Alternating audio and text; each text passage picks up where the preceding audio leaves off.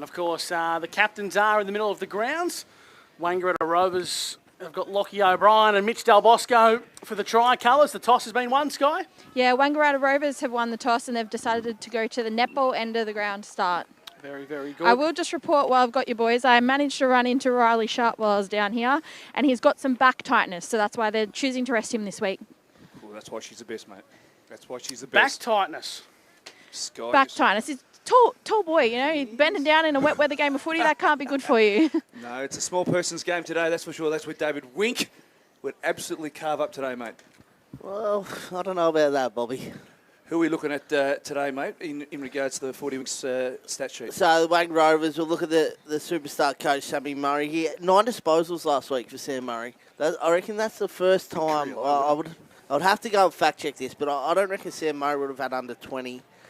Certainly not under 10, Gussie, in his time here at the Wang Rovers. He's been a ball magnet. He's averaging 33 for the year. Charlie Thompson, Mitch Hardy and Big Ed Damon. And then over on the Myrtleford side, Ashton McPherson, Simon Curtis, Joshy Maraka and Jackson East. I reckon Jackson East, he's going to have a big game today. He likes these sort of slippery, wet conditions, doesn't he, Bob? But he seems to bob up and kick a couple of goals, have 30, 35 touches when it's just a little bit wet and damp, when it's not pouring rain. But it's just a little bit dewy. He seems to thrive in these conditions. Yeah, he does. He certainly does. And Simon Curtis back into the side weeks after his 3 or 4 week suspension, 3 or 4 week break. I suppose his role, he needs to pick up where he left off before he had his little holiday, and he's really important across that halfback to really break up the Rovers before they get a chance to set up their strong defensive mechanisms they have on the ground, where they highly touted protecting the ground without the football is something they hang their hat on, and so they'll need to move the ball nice and quick and move it side to side and try and find a way through it. Is that how you think they can get it done, Bobby, by just trying to move the ball quickly? Yeah, I think so. Move the Rovers' defensive setup from side to side and then find a gap. Yarrawonga did that a couple of times last week, and we saw it from afar. Not often enough, but they found ways to open it up through the middle, and they just couldn't execute the skills that required. But Myrtleford have got some skillful players through the middle. Just looking there at Muncher, and it looks like Simon Curtis has gone into the middle of the ground alongside Doa, Mitchy Del Bosco, and is that Jackson East going into the middle as well? So it looks like they're putting 3 of their experienced on ballers into the middle of the ground. No, it's not. It's Joshy Maraka. So a different looking starting midfield for the Myrtleford Alpine Saints today. Jai Gribben also starting in the middle of the ground with Riley Smith starting at full forward. Gussie, you called that one early when the Riley Sharp news came through, that would be a look that Myrtleford went with. Brady Sharp's gone straight to Mr. Cooper, straight to Will Christie in the goal square, and Crisps has gone to Mr. Cooper. So a couple of matchups there that they could see themselves exposing there, Myrtleford. Not too far away from the bounce of the ball to kickstart proceedings here on O&M Live. Warwick Henderson in game number 700, umpiring today's game alongside Dillard Sidebottom and Jason Rain. The Sharon is aloft. The opening turn for A-grade oars and batteries is underway. Good afternoon and welcome to O&M Live as Gribben through underneath was Josh Maraka, and the umpire calls for another stoppage. Lockie Murphy-Dale out of the goal square for the Alpine Saints, Myrtleford Alpine Saints today. Inside forward 50 goes the Sharon, favouring the Myrtleford Alpine Saints, Evans Street end. And we're going to get a stoppage at centre half forward. I reckon that's something they'll be looking forward to today, is getting a quick entry inside that forward 50 before they get a chance to get back to Rovers. So ball up at centre half forward here. Pin balls around at ground level. We should have another repeat stoppage. Catching Rovers off guard and before they get a chance to set up would be the go today. So repeat stoppage, I think, is going to be the theme of today's broadcast as Myrtleford have the ball a kick and a half from home in the hands of Harrington. You won't miss him today in the pink wheels. 60 seconds gone thanks to Club Mulwala. The umpires call Harrington to play on top of the goal square. Smith the target. He flies, spills at the back of the contest. Myrtleford need a crumb up, but the Rovers stand up. We're going to ball the Sharon up at the top of the square. I just don't know whether a slow entry is the day today. Is they go get it in quick, whether it's a clean entry or dirty, get it in quick when there's that space to work with. Warwick Henderson in game number 700 sends it aloft. Riccardi, did he get taken high? Umpire says no, the arm slid up. And once again, another repeat stoppage inside attacking 50 here for the Tricolours. Scoreboard yet to be broken here on O&M Live. Both ruckmen miss it. Riccardi tackles Charlie Thompson straight away. And we'll have another ball up Rovers are comfortable in this situation. They get a chance to get structured, get a chance to set up. They're comfortable with the ball coming in stoppages. Snap on goal from the contest. Riccardi, well, he was in the Magoos last week. He was in the Magoos on Thursday night, and now he's kicked the opening goal in the ones. Macca's scoreboard in favour of the Saints. They kick the first, and the Rovers yet to score here on O&M Live. Fantastic start. Brody Riccardi, just what he needed after spending a week in the reserves. He got some space at a stoppage, which is unusual, as Rovers like to play a nice shutdown roll around the stoppages, but that was a fantastic small forward finish. He looked dangerous a couple of different times then, didn't he? That one looked like too early, but that's something that Funky Miller would have been speaking to him about when the ball gets away. Up goes Dame in the ruck. It's sharked here by Curtis, and now Del Bosco's kick was smothered off the boot by Charlie Thompson. Slightly of attack in the centre part of the ground for the Rovers. Mitch Hardy burrows his way through, driven into the ground, and the umpire calls for a ball up on the edge of the cricket pitch. That would have been just a little needle that Brody needed just to go back for a couple of weeks, and you can just see he's sparky. He's ready to roll. Ball up, spills out the back of the contest, and Myrtleford break away. They bring it out to the clubroom side, but the ball's turned over as it sits for Harry McMonigal on centre wing. McMonigal kicks out wide, finds Lockie O'Brien. Clubroom side, the captain finds Brodie Philo. True centre wing. Well manned on the mark by Zach Pethybridge as he retreats to O'Brien in his new move across half-back. Yeah, he's really grown accustomed to this role, hasn't he? He played it really well last week, and he turned the game against, I think it might have been Lavington a few weeks prior to that. Cooper was the target, long down the line, crubbed by McMonigal. Now Sam Murray. Kick was smothered off the boot, and it's a shallow worm burner inside Rovers attacking 50. Nice hands from Christie to the runner. Charlie Thompson did everything except seal the deal.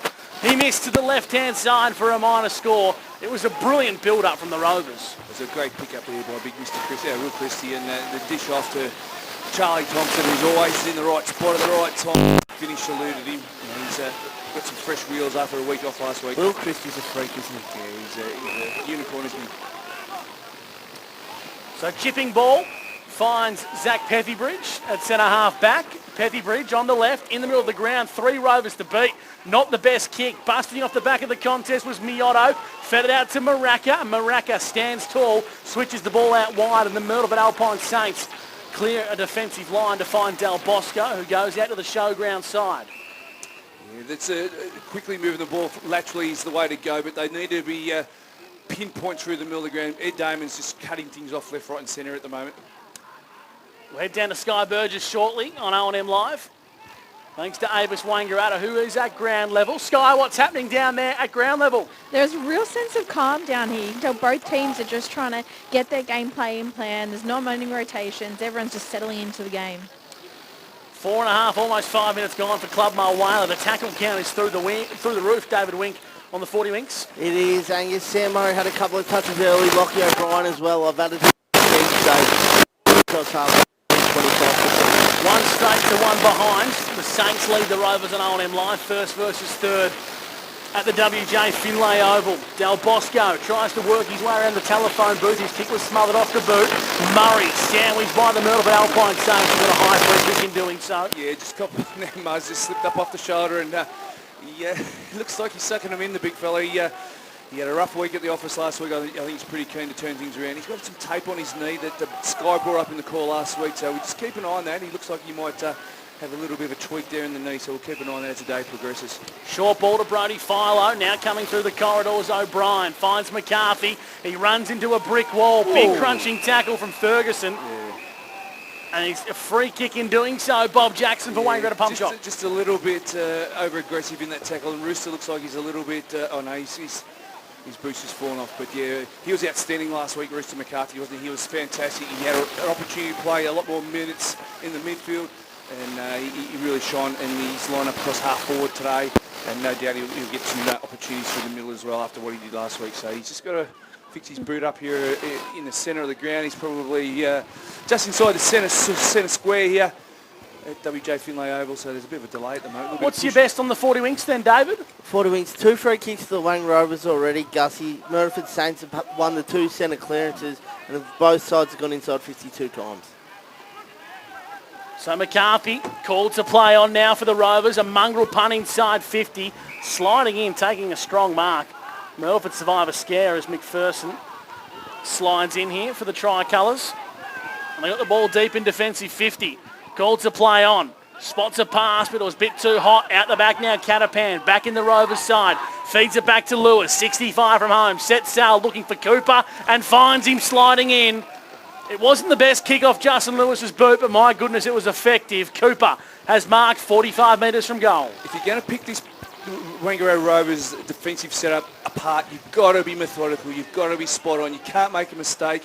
And twice they've made a mistake with a kick inside the 45 into the middle of the ground where 3 Rovers were waiting. And again there, slightly missed the target. They were just sweating on it. And Justin Lewis just a nice kick out in front of Mr. Cooper. He's having a shot at goal about 45 metres out. You can't make mistakes against this side. So here's Cooper. Kicking to the netball court end. Strikes it flush. It's pretty good. And it's straight. And it's missing to the left-hand side for a minor score. So the Rovers move to 2 behinds and the Saints 1 straight 6. Thanks to Maccas. You've got to be methodical. You can't miss targets, can you, Dave? No, not coming out of the back 6 against this side because they just catch your own defence on the hop, and against these quality forwards, you're going to get hurt going the other way. So at fullback, Myrtleford have the Sharon through the veteran in Simon Curtis, normally a good user, and a big kick at the Sharon, long down the line, flying high and unrealistically was Munro as it spills out the back to East. East kicks searching for Riccardi inside 50, and in the blink of an eye, Myrtleford have gone coast to coast. Riccardi plays on and his kick was smothered off the boot. Lewis stands up and mops the crumbs for the Rovers as he clears defensive lines. Out to the showground side, and Mitch Hardy marks. The ball's gone ping, pong, ping and pong. Ping pong. Mitch Hardy looks like he's got Reece Green as company for the day, and that looks like a run with roll that Reece Grant's going to know about it by the end of the day because Mitch Hardy is an absolute running machine.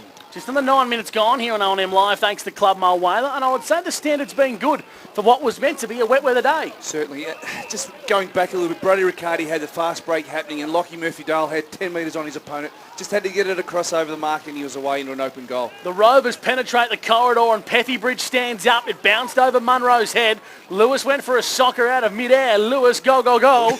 As we get the soccer theme going here on O&M Live, and we have a stoppage in the middle of the WJ Finlay Oval. We'll just report, boys, while they were taking their rotations, and we've had Nick Ferguson from Myrtleford come off with a bloody face. I do believe it was in that Sam Murray free earlier. He was actually the front tackler, and I saw him take a step back sore. He's got a split eye and a blood nose, so he's just being seen to now. Very good from you, Sky. Thanks to Avis Wangaratta. As Murray brings the ball down the wing, he went to Cooper, who dropped the hot Sharon. Now he regathers his thoughts, kicks inside 50, and he finds Mitch Hardy, who's probably too far to score on the junction of the 50 and the boundary line. In front of the showgrounds, kicking inside 50 exquisitely, and doing everything except marking the ball was Alex McCarthy. But the umpire might have done him a favour. I think he said the ball was out of bounds on the full. It looked like it's dribbled off his foot. Roosters really made a hash of that, hasn't he? The kick was perfect, and I think he was bracing himself for a wet weather mark and just probably didn't need to, and the result was out of bounds on the full off the boot. So they're off and running here, Myrtleford, which I like to see. Curtis rebounds off half-back for the Tricolours down the line, but by Noah Schulte. We'll go to you, Sky Burgess. Thanks to Avis Wangaratta. What's the latest at ground level? As I said, Nick Ferguson's just still getting some treatment from the trainers, but everyone else looks good. Wang Rovers really used that opportunity for a shot on goal. They've gone through full rotations now. Gribben showing some dominant force in the ruck early. As the Rovers bring it out to Sam Murray. Opts to keep the ball alive. Stops and props. Has no one to kick to. So he tries to slice off the impossible. Gribben got a fingertip. Pethybridge impacted the contest. So too did Maraka as he brings the ball to centre wing. Smith, the big ruckman, kicks the grass, and it's a good-looking kick. Mark's being taken by Miotto. 45 metres from home. He doesn't look confident in his leg, but now he says, I'm going to back myself in from 45 on a 45-degree angle as he pizzles one in. And he finds the munch. Matty Munro, a little bit better angle, similar distance, kicking to the Evans Street end. How good of a kick was that from Riley Smith? Out in front, beautifully weighted kick. He had 2 or 3 options, and he's picked a beautiful one in there in Joshy Maraka, and Miotto, and then he's handed it off to Matty Muncher, who's an experienced campaigner. He's a fantastic player. And for this team to turn its season around, it's off the back of plays like this. For back-to-back goals to kick-start the opening term, Matt Munro stands up to the plate and steers it through the big sticks. Myrtleford have got 2 straight. The Rovers have got 2 behind, and that's on the Maccas scoreboard after 11 and a half minutes. Fantastic finish. Quality. Matty Muncho, he's one of our favourites. He's just been a quality player for a long period of time, and you expect nothing less with that finish. That was a beautiful little left to right draw for a left footer, and he's a quality player. Bob, you said the only way the Myrtleford can win and get a score on the board is they move the 2 goals that they've kicked have come from those quick ball movements inside forward 50, get the marks, catch this Wang Rovers defence on the hop. Yeah, really quickly, and Simon Curtis is the instigator of that. He really, he's a look at me type player. When players look at him and see that he's moving quickly, the rest sort of catch on with it. Back in the middle of the ground, Smith's gone into the ruck. We've got a whistle here. I'm not entirely sure what for. High contact. Well spotted, Sky. As Maraca sends Myrtleford inside 50. Kick was quite hot. Riccardi lurked at the back. Jackson East looks to be playing forward, trying to crumb his own share in here. Feeds the ball backwards. Nice work from McPherson. Now Banks kicks inside 50, finds a teammate. Riccardi plays on, snaps across his body. Myrtleford looked brilliant in the opening term. 3 on the bounce, 2 to Riccardi, 1 to the munch. It's the tricolours at their best. Geez, they look sharp, don't they? They look really, really sharp. And even that forward entry, they had the space, leading lanes to really lead into and take them up. But the kick was just a little bit off. But Brody Riccardi, a little bit of a kick in the pants back in the twos. He's started really, really sharp and really electric. When that ball's on, that's when the little fellas come to play. And Brody Riccardi, he's not too far away from a South American goal. He's playing some good footy. If anyone's going to kick on, it's going to be him, I think, Bobby J. But just brilliant work. But I don't... 2 marks inside forward 50. He's played on twice already. I think you just go back, take your shot when you're in that position. No, play on. So a dream start here for Myrtleford. Don't hold him back. Don't hold him back. 2 behinds. Margin sits at 16 points on O&M Live. We've played 13 minutes. As Smith hacks the ball forward out of the ruck contest for Myrtleford. I'm liking this look of him and Gribben. Bobby Jackson for Wang Pump Shot. Yeah, I just love the way that they're sort of taking every opportunity to move the ball quickly. Myrtleford, I think this is the way to go. Here's another one. Jackson East spots a lead up in the goal square. Riccardi's got some work to do. Ledger stands tall for the Rovers. Catapan bites off more than he can chew. Handballs into traffic. Snap on goal. It's across the face from Riley. But he's doing everything right, and being a small forward, he's trying to take his chances. The first blemish for Myrtleford. I love the forward pressure. They're all on board here. They can sense something, Myrtleford. They're playing a high-octane brand of football. They're really moving the ball quickly, but also defensively. They're closing down the space there. You see the ball hit the ground, and Rang Rovers are trying to move the ball out of the defensive unit, and they just close the space down and produce a shot on goal. I like it. 5 inside 50s and 4 marks inside their forward 50 already here in this first term for the Myrtleford Saints. O'Brien from full-back, long down the line, straight into the hands of Zach Peffybridge. In the long sleeves, chipping ball to Curtis, who's the final kick away from home. 60 metres, called to play on. Opts to go with a short one, then said play on. Across his body goes McPherson. Top of the goal square. They need a flyer. Smith stayed at ground level and dropped the chest mark. He didn't expect it, Bobby J. He'll ball it up. No, that kick had a lot more purchase on it than what we all thought. The Dashton McPherson kick turned into a torpedo that actually travelled to nearly the goal line. Up goes the Sharon. And Jackson East applies a strong tackle. Every player within 60 metres of the Myrtleford goal here. Reece Grant's doing the rucking for the Myrtleford Alpine Saints, inside attacking 50, normally at the other end of the ground. The Rovers are circling for the boundary line, and McPherson assisted it off his boot out of bounds on the full. They've got him hemmed in here, Myrtleford. They look like they're in a good position to control the football and control what's happening next. They clear defensive lines and they go long. Christie tries to stand up to the challenge as the ball goes out of bounds. Down to you, Sky, for Avis. I tell you what, they are looking good, Myrtleford Saints, aren't they? They are just, all systems go down here. They know what they're doing and they're comfortable. We've got Nick McPherson. Looks like he's going to go back on. He's got his eye taped up, but they're just having some trouble controlling the nose bleeding at the moment. We've got a whistle here from Warwick Henderson, the umpire. It looks like it's going to be for a hole. And it's going to be a free kick to Damon Harrington or Riley Smith. Riley Smith. He's rocking the white headband today, Gussie. So it's old school. It's old school. Be a Brucey Dool about him. Here's a go for McPherson from 50 on a tight angle, top of the square. LMD kicks another. The Rovers have been caught napping, and the goals are coming from the smalls. 2 to Riccardi, 1 to Munro, and Lockie Murphy-Dale says, I want a piece of this too. LMD and Brody Riccardi both look really, really dangerous. They've got a bit of zip about them today. They're really moving fast and zipping in and zipping out, and LMD's coming for a spell right now, so he's earned that. He's probably a player that has another gear to go, doesn't he, Lockie Murphy-Darwin? Yeah, he's averaging the 12 disposals. He's kicked the 11 goals. He's a player that's kicked 55, 60 goals in a season before. If they can get him to get on a run in the back half of this season, Bobby J, they're going to be a very, very hard opposition to beat. I don't mind the small ball they're playing forward as well. They're playing a small brand of football in the forward 50. Around the grounds for Everton Farm Supplies, Yarra have jumped Albury and lead by 20 points to zip as we're back in the middle of the WJ Finlay Oval. Umpire says play on as the ball spills out the back and Riley Smith intervenes. Gets Myrtleford going forward. He finds the munch. Munro on the right side for a left footer, so he uses the right boot. Kicks inside 50 and says, go to work, boys. Gribben resting forward. Kick out of bounds on the full. You're going to get a 40 winks disposal, Sky, with kicks like that. That was well and truly out. I think there was a bunch of people in the crowd just moved clear out of the way. They're getting a lot of one-on-ones forward of the footy when there's stoppages in the middle of the ground at Myrtleford, and that's a setup that they'd be comfortable with, I'd reckon. Interleague coach Jake Sharp has the ball for Myrtleford, 80 metres from goal. He plays on and he kicks into the pocket, searching for a white jumper. Gribben out the back, assisted across the line, and taken a bit high.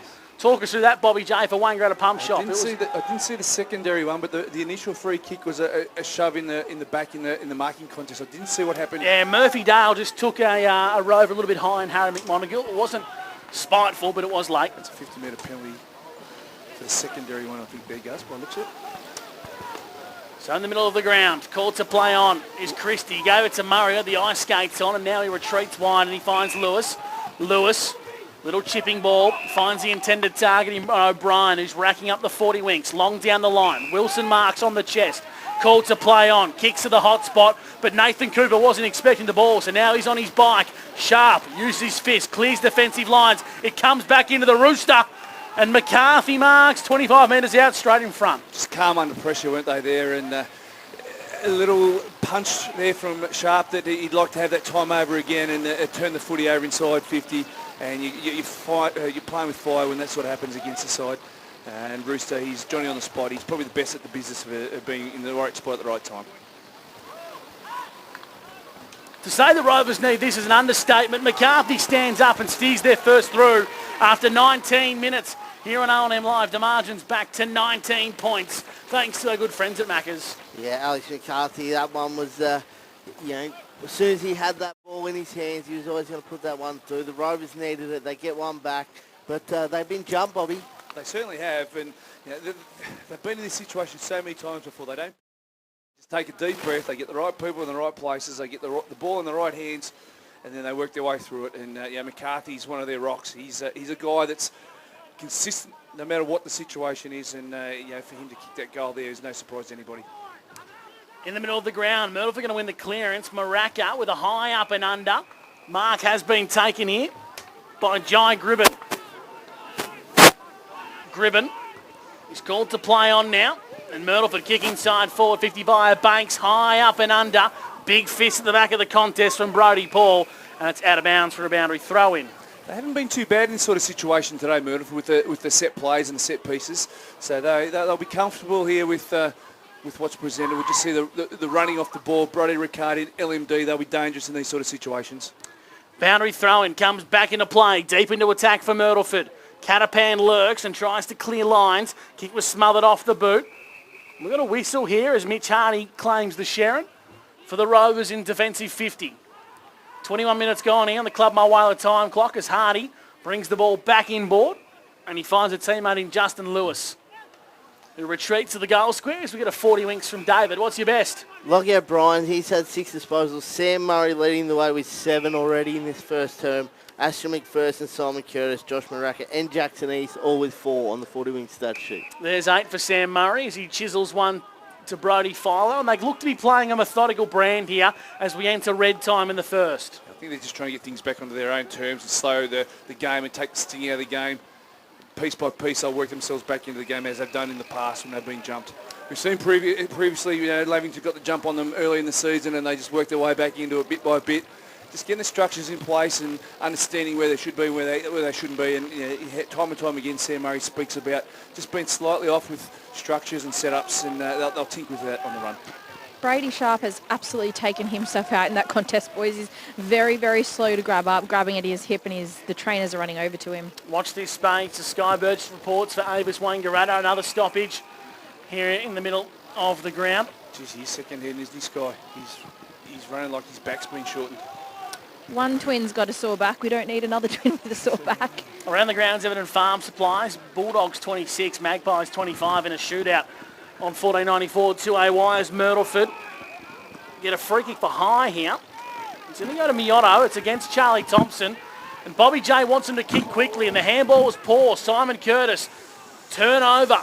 Now the ball's in dispute, mopped up by the Rovers. In fact, the Saints get the ball inside 50. Spills out the back. McPherson was taken without the ball. Umpire Henderson saw it so. And a free kick to the Myrtleford Alpine Saints.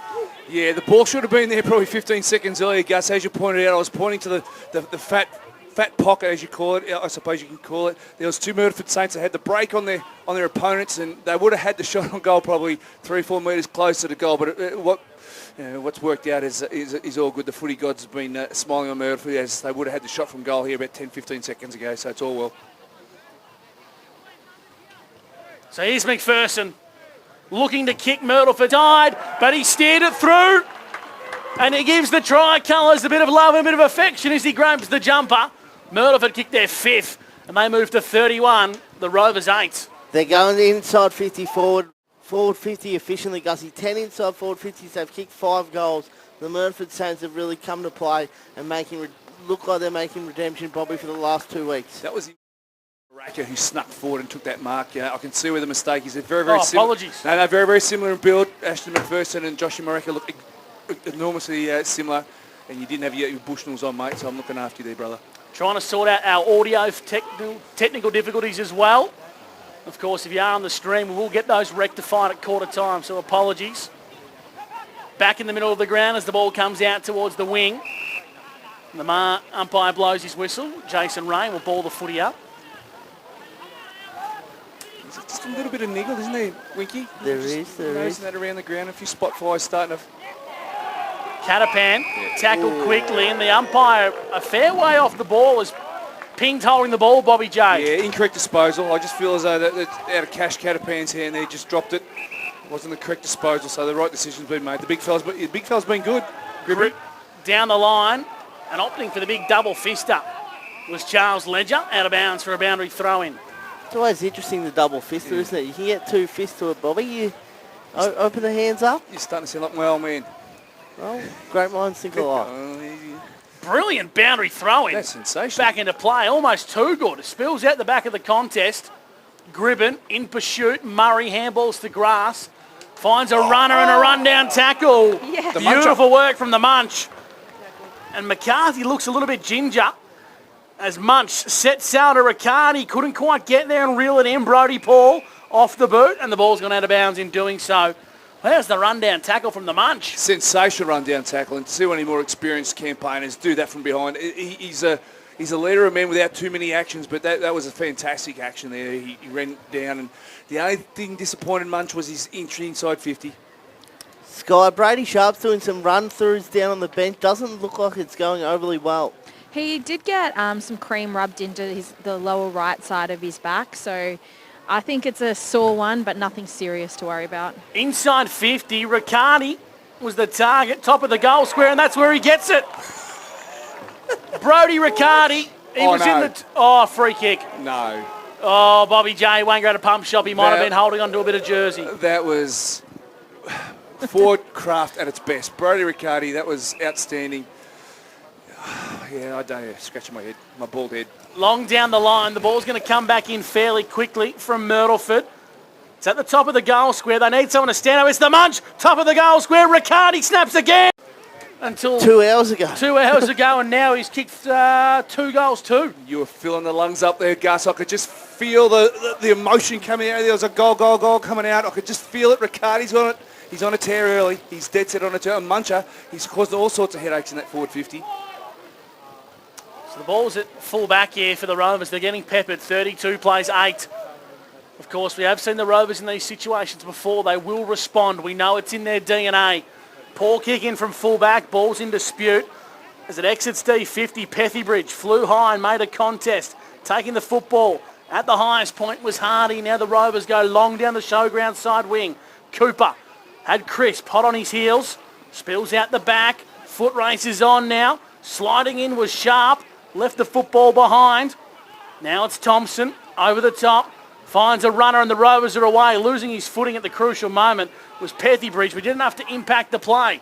Myrtleford, long down the line. Damon ran underneath the ball uncharacteristically. And here come the Saints. Booming kick inside 50. Riccardi's got a paddock of space. And he says, I'm going to have a set shot here, boys, from 40 metres out on a 45-degree angle. He's dead set on a tear at the moment, Brody. He's really providing some impetus up forward, getting some space. That's the key, Wink, isn't it? They're really moving the ball quickly and giving their forward 50 plenty of space to operate in. You know, Riccardi, LMD, the Muncher, they're all getting space to work their magic in, and the response is 7 shots at goal, coming into 8. We've seen this guy play brilliant terms off his own boot. 4 goals against Albury last year comes to mind. Here comes the Munch. He's lurking, and Riccardi says, hey, boys, I've got the leg. Don't worry about the lead. I'm kicking it from 45. Brodie Riccardi has 3 in the opening term. Margins out to 30 points for Maccas. I think we can assume that Brodie didn't like playing at 12 o'clock last week. Yeah. The way he's come out. It's worked. Yeah, the way he's come out in this first term, I didn't see that game against Albury, Gussie. I haven't seen Brodie in a game like this in a quarter ever since calling, and he's causing all sorts of headaches for the Wang Rovers at the moment. He's an outstanding prospect, and he's been a good player for a long time for this footy club, and he's proven his worth today. The Rovers must respond as quarter time beckons. Philo, I thought he was kicking the wrong way for a second there as he links up with Common Solly, who chips over the top. He finds Burns, and the siren sounds. As the siren sounds for quarter time in an opening term that was dominated by the Tricolours. They lead 6-2-38 to 1-2-8 at the first change. A 29-minute quarter that was simply dominated by the visitors. Stay with us on OMFNL Live. You won't miss a thing.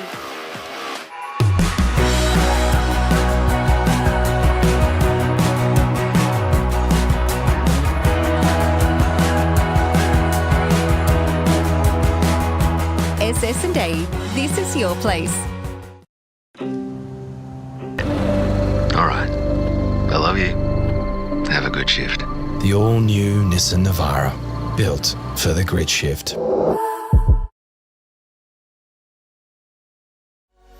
What's your future look like? Where do you want to be? Whatever it looks like, with GoTAFE, you've got this.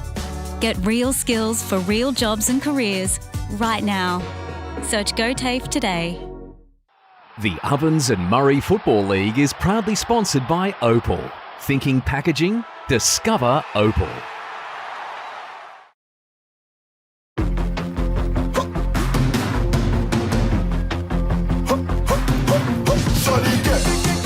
Shorty get inspired. How about that? This time, shorty get.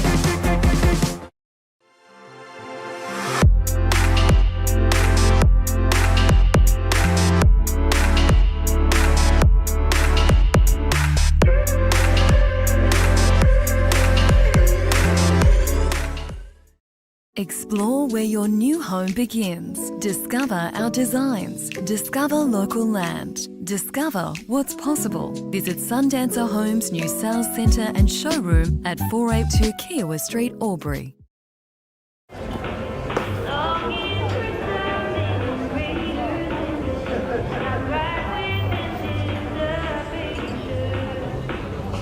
I reckon I'll go mid. Carlton Dry 3.5. Embrace the mid.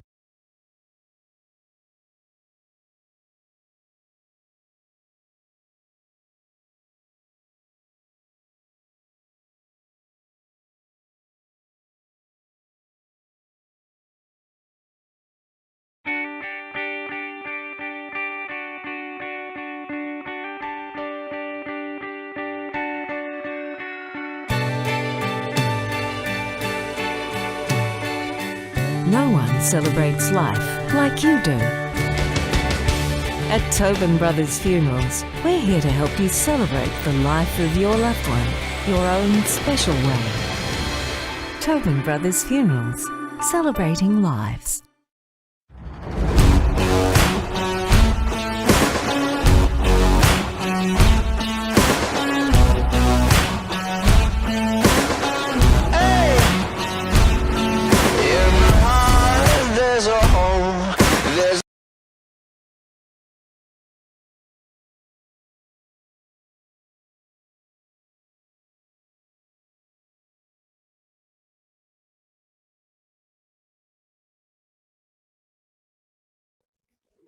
Adroit Insurance and Risk, your local insurance advisor, able to tailor insurance programs to support your business. And we're proud to support our local community.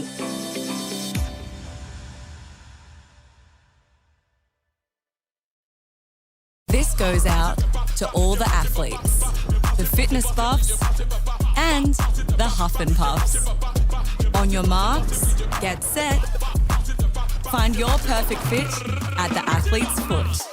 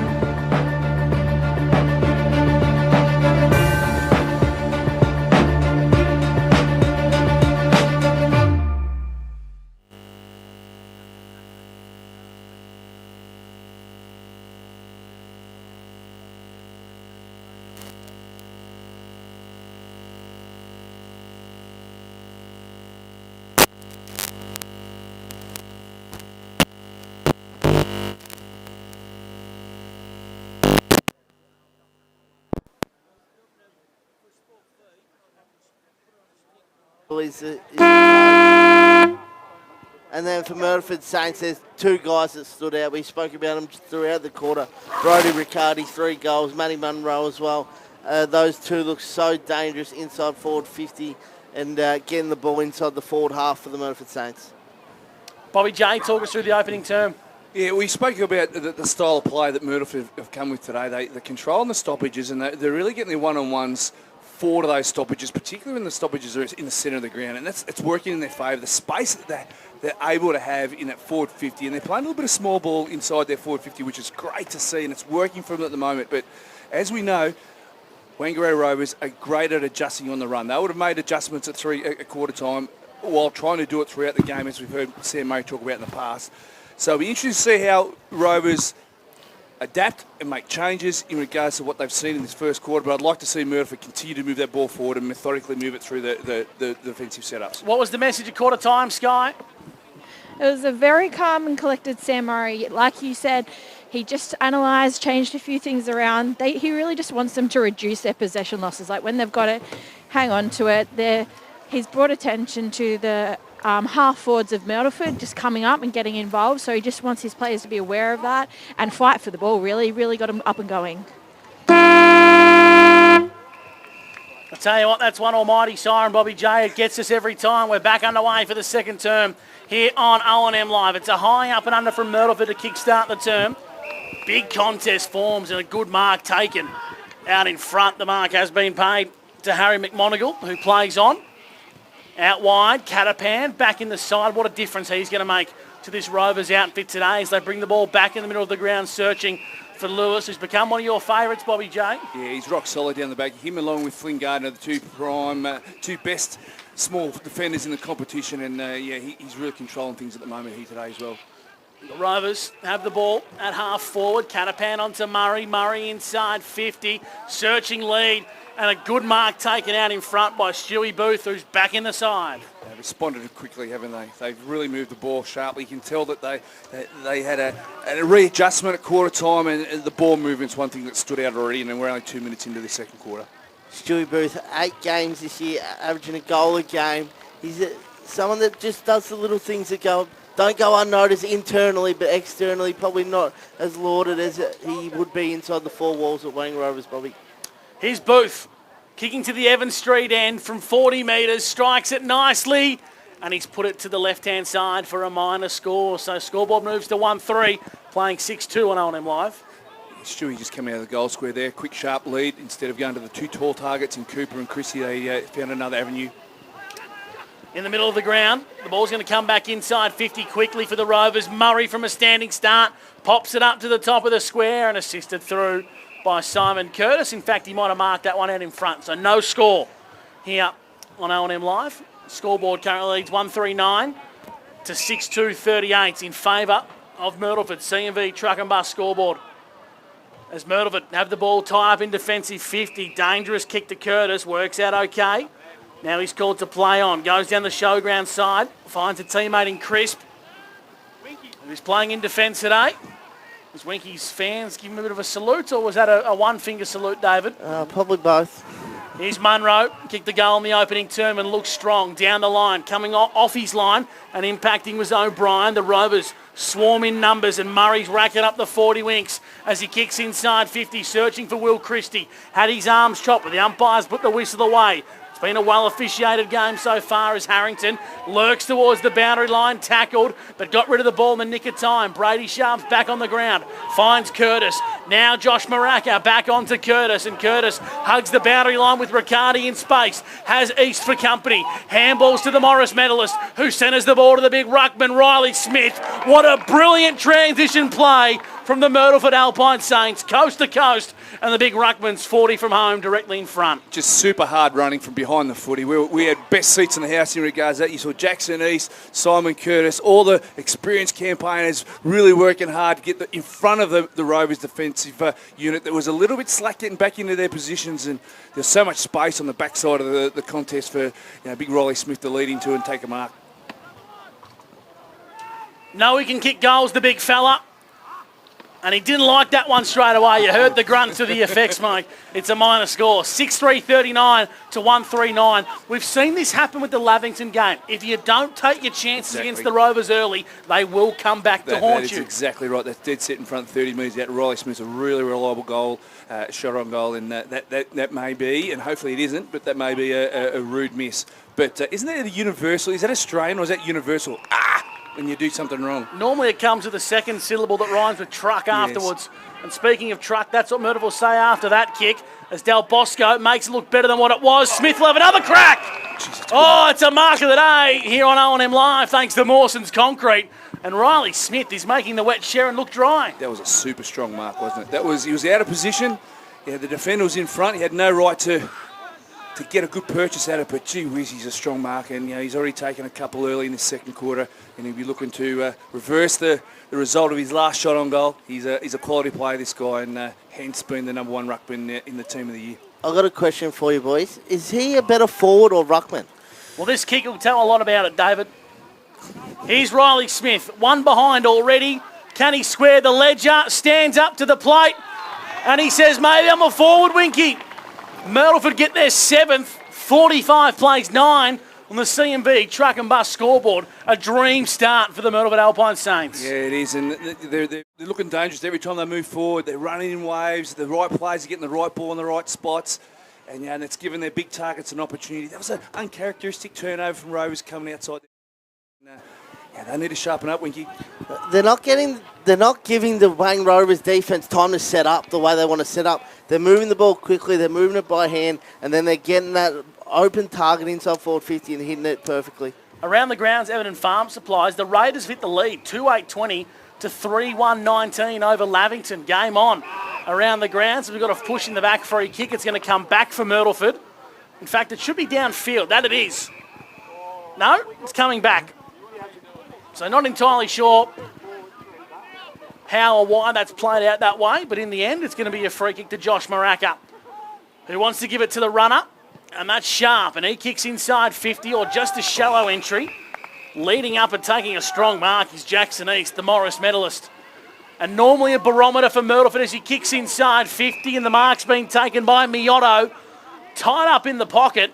He's probably 35 metres out on a tight angle, Bob Jackson, for the pump shot. That's some slick ball movement. Some really good sticky hands by Easton. Now, Miotto, that was some really sharp, you'd think that's a middle of September type ball movement. That was fantastic to watch with a shot on goal from a very difficult angle here from Miotto. Shooting for Myrtleford's 8th, Lockie Miotto. He's got the distance covered, and Smith flies and marks! Riley Smith going forward is a stroke of genius from Craig Miller, and he should pop back his second in a matter of minutes from point-blank range. Sam Murray would be absolutely cranky with that, to allow a player like Riley Smith to get a free run at the footy, almost uncontested, would be, that's where you get cranky as a coach and a defensive coach. It's a long ball drop for a big ruckman. He's a 45-degree angle from 5 metres out. Riley Smith to the netball court end, stands up, sticks it through the big sticks. He's got 2. Myrtleford have 8. Margin sits at 42 points. Sam Murray and the Wang Rovers coaching staff have seen enough. Nathan Cooper has gone back into the defence for the Wang Rovers, and I reckon he'll get that matchup on big Riley Smith, boys. He's broken the glass emergency bracket, and down goes straight to Riley Smith and says, righto, mate. Needed to happen. You've got me for the day. 3 shots on goal in the first 3 minutes. Damaging forward like Riley Smith. You need to pay attention to him. And who are the forwards now for the Rovers inside 50? Have they gone small? They have gone. Will Christie's moved forward. Lockie McCartney. No, they've gone medium size. Yeah, Mitch looks like... if I'm not mistaken, that's Lockie O'Brien who's gone to centre half forward. Well, he's not across half back here. Exactly in front right. of us. Good call. He's made some changes. This is good. You want to see a response here. What's the best on the 40 winks, David? Sam Murray leading the way with 13, but Simon Curtis up to 9 for the Myrtleford Saints. Jackson East chipping away. He's up to 7 as well on the 40 wing stat sheet. Umpire throws it aloft in the middle and it spills out towards the showground side. In dispute. Working hard here is Common Solely, and we've got a free kick. Umpire Jason Rain has found one going the way of the Rovers. And Philo sets sail inside 50. Christie's the only tall, spills out the back, running and kicking a goal. Brilliant work from Noah Schulte. Dribbles one through, and that's the much-needed response from the Rovers. You did right, Gus. They need to respond. They need more than one response. That's a quick... by moving Will Christie out of the goal square and making him a sole target down there, that makes him more predictable and brings their smaller players into play. And if Will can't mark and bring it to ground, he's got 5 quality forwards there ready waiting for the shot on goal. And Noah Schulte, he's a promising up-and-coming young footballer. What I love so much about the Wang Rovers is they're not afraid to try different things, are they? They don't wait till a break for something to make a change. They pull the lever straight away with Nathan Cooper going back and getting a whole new look inside their forward 50. We'll get to Sky shortly, who's boundary side. Want to get an update on some of those injured players from both camps. We'll go to you now, Sky, for Avis. Yeah, another one to add to that. Just at the end of that last quarter, I did notice Josh Maraka had a very sore left foot. He was down after a fair contest and limped off. He has been playing out this quarter, but it's just definitely one to keep an eye on. Around the grounds, Everton Farm Supplies. The Dogs and the Magpies are locked at 5-2, 32 apiece. And the Yarrawonga Pigeons have started well. They lead 29-2 over the Albury Tigers. Things go bad to worse at Tigerland in 2026. Boundary throw-in on centre wing in front of the scoreboard. Ed Damon's in the ruck, tried to take it. Impacting was Gribben. Now it falls nicely for East. 1-2 with Maraka. East kicks in the nick of time, but smothering the ball was Shagger Nolan. You're hard to recognise him without the dread, Shagger. He blends in with the buzz cut. Maraka appealed for a high free kick. He won't get it. We're going to ball it up on centre wing. Shagger doing Shagger things. That smother was crucial. Otherwise, that ball was inside 50, on the deck, and dangerous. 51 plays 15 here on O&M Live, thanks to CMV Truck and Bus. It's been a brilliant second term on O&M Live, thanks to the team of Jacob Hino. As have another stoppage. 10 minutes gone for Club Mulwala. Damon getting busy in the ruck, winning the hit out there for the home side. Gribben lurks around this contest as Sam Murray's a bit slow to get up. We'll have another ball up for the Waingrada Pump Shop. So we've got Nathan Cooper going to Riley Smith, but Jace McQuaid's actually moved out onto Lockie Murphy-Dale, so that's not quite the right matchup for Jace McQuaid either, because Lockie Murphy-Dale is as slippery as they can get going inside that forward 50. So he's going from handful to handful, Jace McQuaid. Murray was held and kicks the Rovers inside forward 50. That's a bit of an interesting play here from Crisp. And he wasn't overly happy with the service he got from Lockie McCartney, Sky. I don't blame him. That was a pretty fair reaction. He saw red, but he did well to calm himself down and take the free kick, not turn it over. So Myrtleford will rebound defensive lines now. Long down the line for Smith. The big fella had to bend a long way down. Trying to impact at ground levels, Miotto, as it comes out now to Jackson East. East chipping ball to LMD. Lockie Murphy-Dale, who turns and goes. Kicking inside 50. Well done, Smith. He lost his footing and Riccardi stood up. Tied up on the boundary line and Brody's gone. Holding the ball, and Joel Smith can stand tall. He stood up on the last line of defence and got a free kick for holding the ball. That was a desperate tackle, wasn't it? Brody just needed an inch of more space and he was out having another shot on goal. He's dangerous. Murray on centre wing, uncharacteristically fumbles out of bounds for a boundary throw-in. Let's go around the grounds. Bob Jackson on OMFNL Live, thanks to Everton Farm Supplies. I just want to know who's playing well, Bobby J. You want to know who's playing well? Well, North Albury are 17 points in front of Coro Rutherglen at the moment. Wodonga and Wangaratta are having a fair income shootout there. 1 point in favour of Magpies there at Martin Park. And as we move further down the page, Yarrawonga at 5 goals to zip in front of Albury at the Albury Sports Ground. That's panic stations there for Albury. And the tight one at Lavington there. Lavington are 7 points in front of Raiders halfway through that second quarter. Game on everywhere in round 10 of the Ovens and Murray, and what an epic it is as Myrtleford concede out of bounds on the full free kick. We'll go to you, Sky, for Avis Wangaratta. A lot of injuries occurring. What's the latest at ground level? It is. You do kind of expect that with wet weather. Nothing serious. They've all kind of been injuries that they can, get rubbed or get taped and head back out. So nothing serious yet, which is good. Good luck trying to forge a crystal ball moment with this competition. It's just every week something just gets thrown up in front of you that you just don't expect. The only thing we won't see is a forfeit, Bobby J. I reckon everything else we should be okay. Here's O'Brien for the Rovers, kicking to centre half forward. Big contest. And I thought a big mark should have been paid to Christie. Umpire said no. Myrtleford get the rub of the green on that occasion. At centre half forward, ball spills out. Lurking is Hardy. Head over the football is Calveen. Both players going in hard. Crisp shoveled a handball in towards traffic. Umpire's call for the Sheridan will ball it up at centre half forward. I tell you what, the Wang Rovers crowd were not happy with that, Gussie. You could hear the whole patio just having something to say about it. And it is sponsors day today. I wouldn't be surprised if Mario's got the radio going up there on the balcony. They look after him here at the Rovers. What a fantastic footy club they are. And a big shout out to Mario Antonolo from the team at Afonso Building Solutions for looking after us here with a beautiful lunchtime feed, Bobby J. Yeah, sensational, Mario and the crew. They've always looked after us well, yep. Here comes Banks on centre wing. Run down tackle. He got boot to ball just, but the umpire said not enough.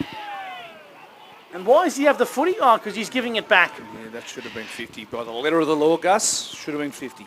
Common solely on centre wing, slightly into attack for the Rovers. After 14 minutes for Club Mulwala, he chips the ball over the top and he finds a teammate in O'Brien, who has gone from half back to half forward. O'Brien trying to inject some life into this Rovers outfit. Kicks inside forward 50.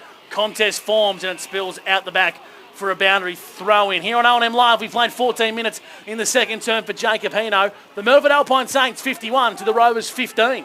5 inside 50s to 4. Wang Rovers way this second term, but the Myrtleford Saints defence is really stopping everything coming in there at the moment. 2 goals to Smith and 1 to Schulte. So it's 2 to the Myrtleford Alpine Saints and 1 to the Rovers. And I think we've got a free kick here to Will Christie for a ruck raffle, Bobby J. Yeah, the old ruck raffle's back into play. You can see that the Wangaratta Rovers are really trying to control the tempo, trying to get in control of the tempo of this game, and they're just playing different phases of speeds here until one works for them. So they're actually leading the quarter 2 goals to 1, and with Will Christie having another shot on goal. So they're trying everything in their structures and everything in their gameplay to get some sort of control back into the game. Will Christie, fresh off a big bag of 7 majors, if you don't mind. He's kicking to the Evans Street end. In comes Big Will. Strikes it nicely. Likes it straight away. Straight through the middle on the margins. Back to 30 on OMFNL Live. Thanks to Jacob Hino. Been a good player, hasn't he, Will Christie? With Ed Damon coming back into the club, he's had to play a secondary role in inverted commas of a forward. But boy, geez, that's a luxury to have, isn't it? You got possibly he's the O&M ruckman playing in your forward 50, and he's been he's a fantastic target last week, and he's getting back into the game. Interesting move here, Bobby. Nathan Cooper gone back to play on Riley Smith, so Funky Miller has pulled Riley from that forward 50 and put him straight in the ruck. And gone small. A game of chess happening here between the 2 coaches' boxes. In the middle of the ground, Del Bosco went to pump it long, but it come off the side of his boot. Banks made a good go of it. Now Reese gets it on the boot and kicks long down the line. Murphydale the target. He protected the hot spot. Miotto come in late. Nice pick up from East. Comes out wide. Riley on the left boot. Kicking inside 50. It's Myrtleford everywhere. They need it to work in their favour. High tackle on Maraca was ignored. Here comes the snap from Miotto. And he's missed. Jeez. He's missed and he's put it wide. And we keep banging on this, Bobby J. If you don't take your chances against the Rovers, you will rue them. That's the type of goal that gets your teammates up and about. That was fantastic energy, fantastic play, fantastic everything. But the finish, just slightly to the right of goals. And you're right, Gus, if you don't take the opportunities against this champion side, they're going to get you one way or another.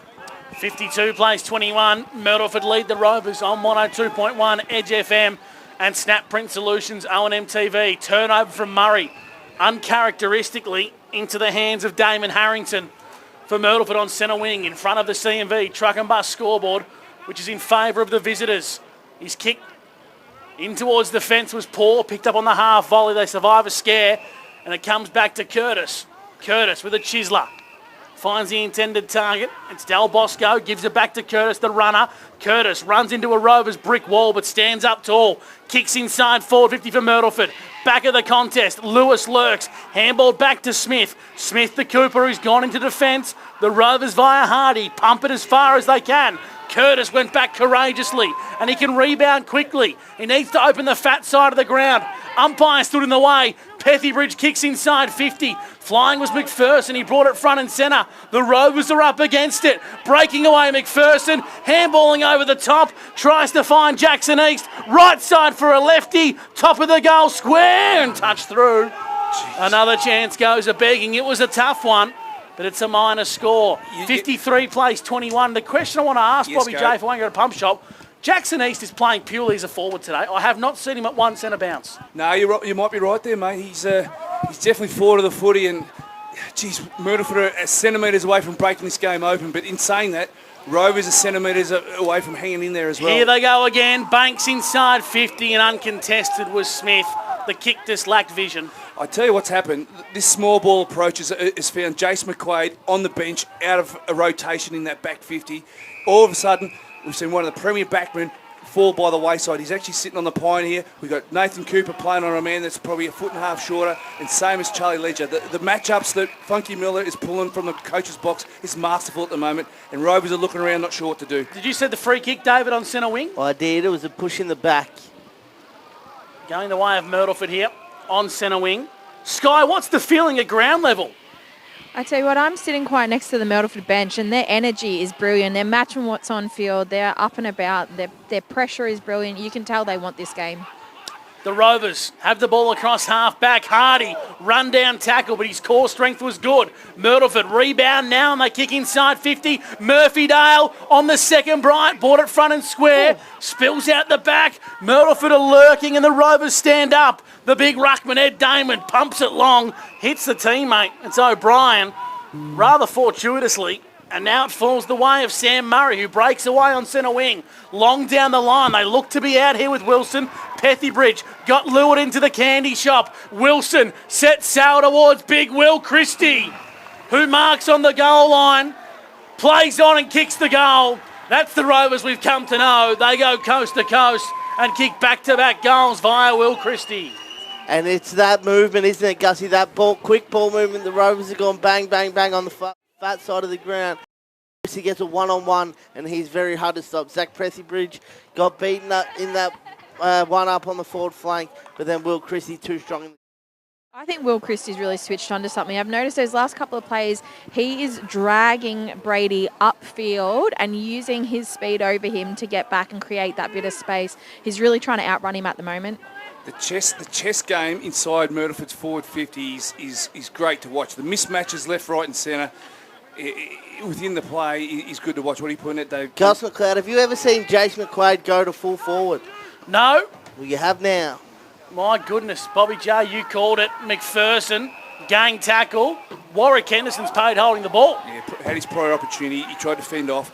Just with that merry-go-round, that last entry inside forward 50 for Myrtleford, we had Nathan Cooper on Ashton McPherson and Charlie Ledger on Lockie Murphy-Dale. So matchups that you probably go a full season without seeing that sort of thing.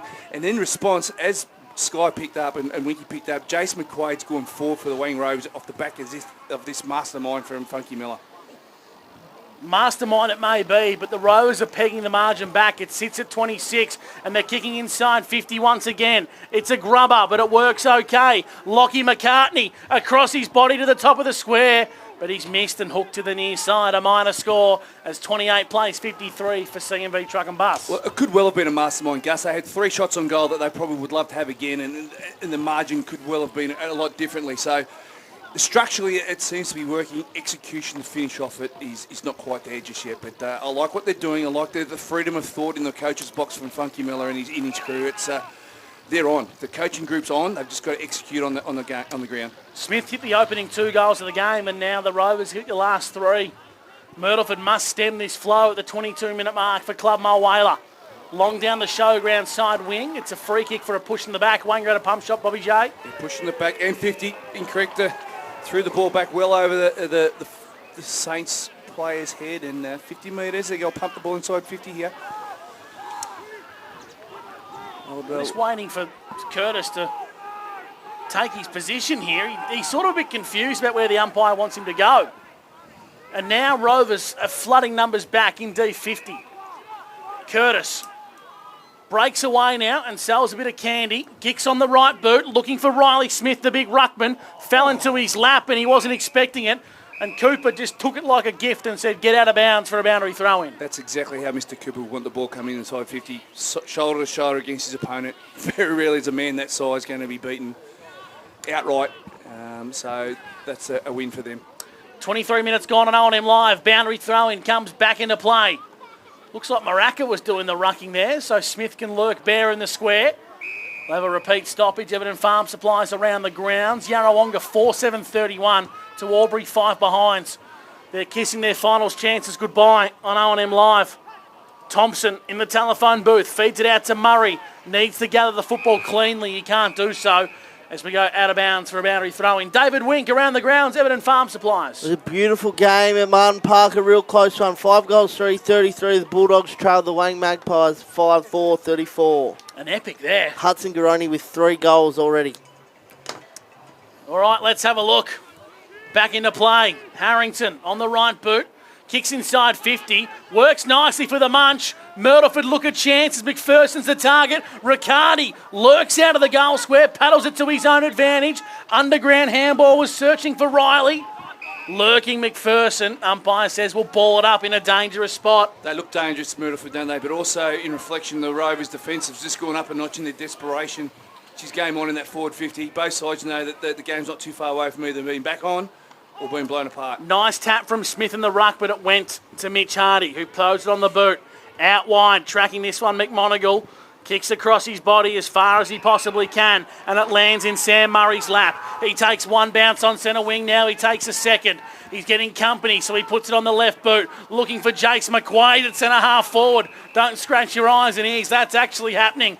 McQuaid knows he can't kick the ball overly well, so he gives it to Murray with a mongrel punt inside forward 50. Where are the smalls for the Rovers? It's all Myrtleford. Jake Sharp onto Harrington, throwing it on the left boot and trying to kick it long as far as he can, as Hardy mops up the crumbs for the Rovers. Kicks inside forward 50. Well done, Calvin. Got a fist involved. Now, Lockie O'Brien for the Rovers pops it up, searching for Booth. Well done, Simon Curtis. He went the soccer, but the soccer was in danger. Free kick to the Rovers, 40 metres out from goal. Yeah, just an errant boot there, and that's a prehistoric rule, isn't it, really? You don't see it very often, but on days like today where the ball spends a lot of time on the ground, it's always going to happen. And just an errant boot in a really dangerous spot, front and centre, 35 metres out. This to make the difference back to 19 points. I reckon it's Brody Philo, who stuck his mitts in like a goalkeeper, and Brody Philo is the recipient of a free kick for 4 Rovers goals on the bounce. Brody stands up and steers it through. The Rovers have their 5th. 53 plays 34, and we keep harpooning on it. If you don't take your chances, the Rovers will come and the Rovers will make you pay. Sam Murray, 12 disposals in this quarter, Gus. That started with him getting the mark up in a one-on-one contest, burning his opponent and sprinting down. But the Rovers, like you said, they're going to keep coming. They're going to get you at some point if you don't put them to bed. And the Myrtleford Saints have just had enough opportunities to put this one away at the moment. Margin back to 19 points on O&M Live. In the middle of the ground, Myrtleford win the clearance and they kick, searching for Smith. The big man bent down a long way. It comes out the back. There's a runner. It's Miono. He's going to run into the open goal. And the Myrtleford Alpine Saints respond via Lockie Miono. That's what they needed. A bit of a steadier on O&M Live. They've got their 9th. You called that beautifully. They needed a steadier. They needed a settler. Rovers had kicked 4 in a row. After Myrtleford kicked the first 2 off the boot of Riley Smith in the second quarter, they needed a settler, they needed a deep breath, they needed something just to go into halftime saying, right, okay, this game's not slipping away. They've got some sort of control, and that's a quality finish. Miono's been good today, Winky. He's been real good. He certainly has. He's had a pretty good year, has Lockie Miono. Nine games, averaging the 12 disposals, but he seems to do something with the ball every time he gets it. 27 minutes gone for Club Mulwale, up margin back at the 25 points. Gribben, being gallant in the ruck, wins that contest down. Harrington came off the wing and impacted the contest. The dog likes it on O&M Live. Yap, yap, yap. Here's a go for Booth, who's smothered. Well done by Sharp. He stood up on the occasion. Right foot kick, clears defensive lines out towards the showground side wing. Myrtleford overrun the football. Impacting it late was McPherson. Now Hardy with a clean pick-up, showing his class. On to Filer, who goes underground. Murray wasn't on the same path. Sliding in was Miono. Made an impact on that contest and taken high McCarthy via Del Bosco. The umpire saw it, and it's a free kick to the Rovers for the Wangaratta Pump Shop. Yeah, the kick was there. Rooster McCarthy putting his head over the ball. Doesn't know any different. Out wide, here comes O'Brien. 55 from home. The left footer from downtown. It's going to count on the knock of half-time. O'Brien kicks a steel line goal today. The momentum has swung into the Rovers, and they'll carry it in with them at the final break. Oh, great finish by a great player. Sense of occasion, Lockie O'Brien. 50-plus metres out on his left. Ball in flight, siren goes. All eyes are on the goal line, and the umpire with a sense of theatre made it all the way, and it was over the line, and a goal that really responded to the quick goal that Myrtleford had got and cancelled that out. So that's a 5-goal to 3-quarter in favour of the Rovers, and they're back in town. CMV Truck and Bus scoreboard reads 9-5, 59 the Myrtleford Alpine Saints to 6-4, 40 the Wangaratta Rovers. We'll take a break. The halftime show coming your way next on O&M Live, where you won't miss a thing.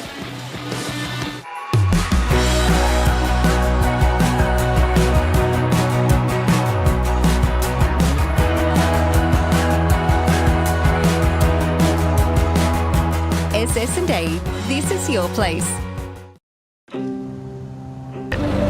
All right. I love you. Have a good shift. The all-new Nissan Navara, built for the grid shift.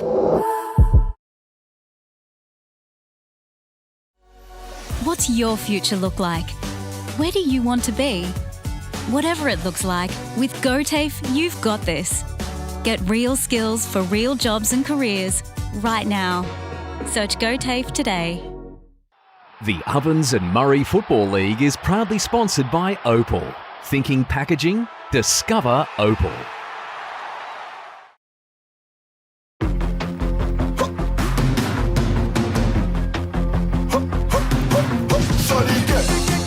Shorty get inspired. How about that? How about that? This time, shorty get.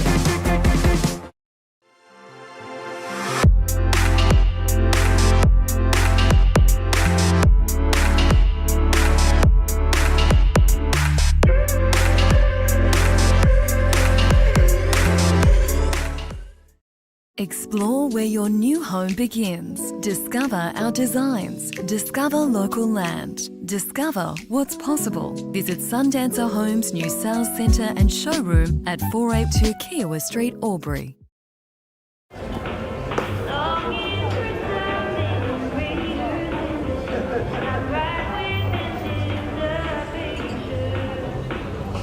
I reckon I'll go mid.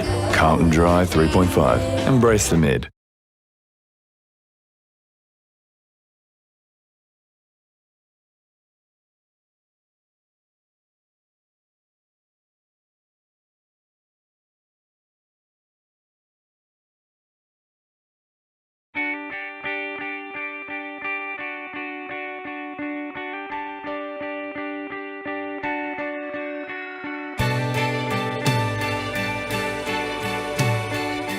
No one celebrates life like you do. At Tobin Brothers Funerals, we're here to help you celebrate the life of your loved one, your own special way. Tobin Brothers Funerals, celebrating lives.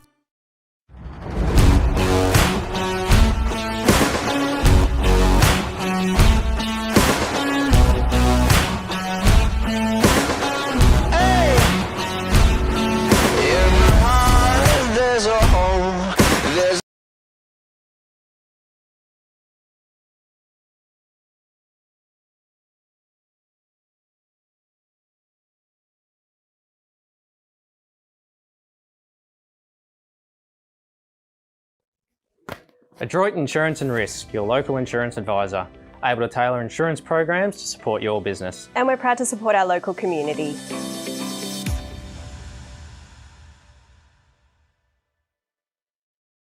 This goes out to all the athletes, the fitness buffs, and the huff and puffs.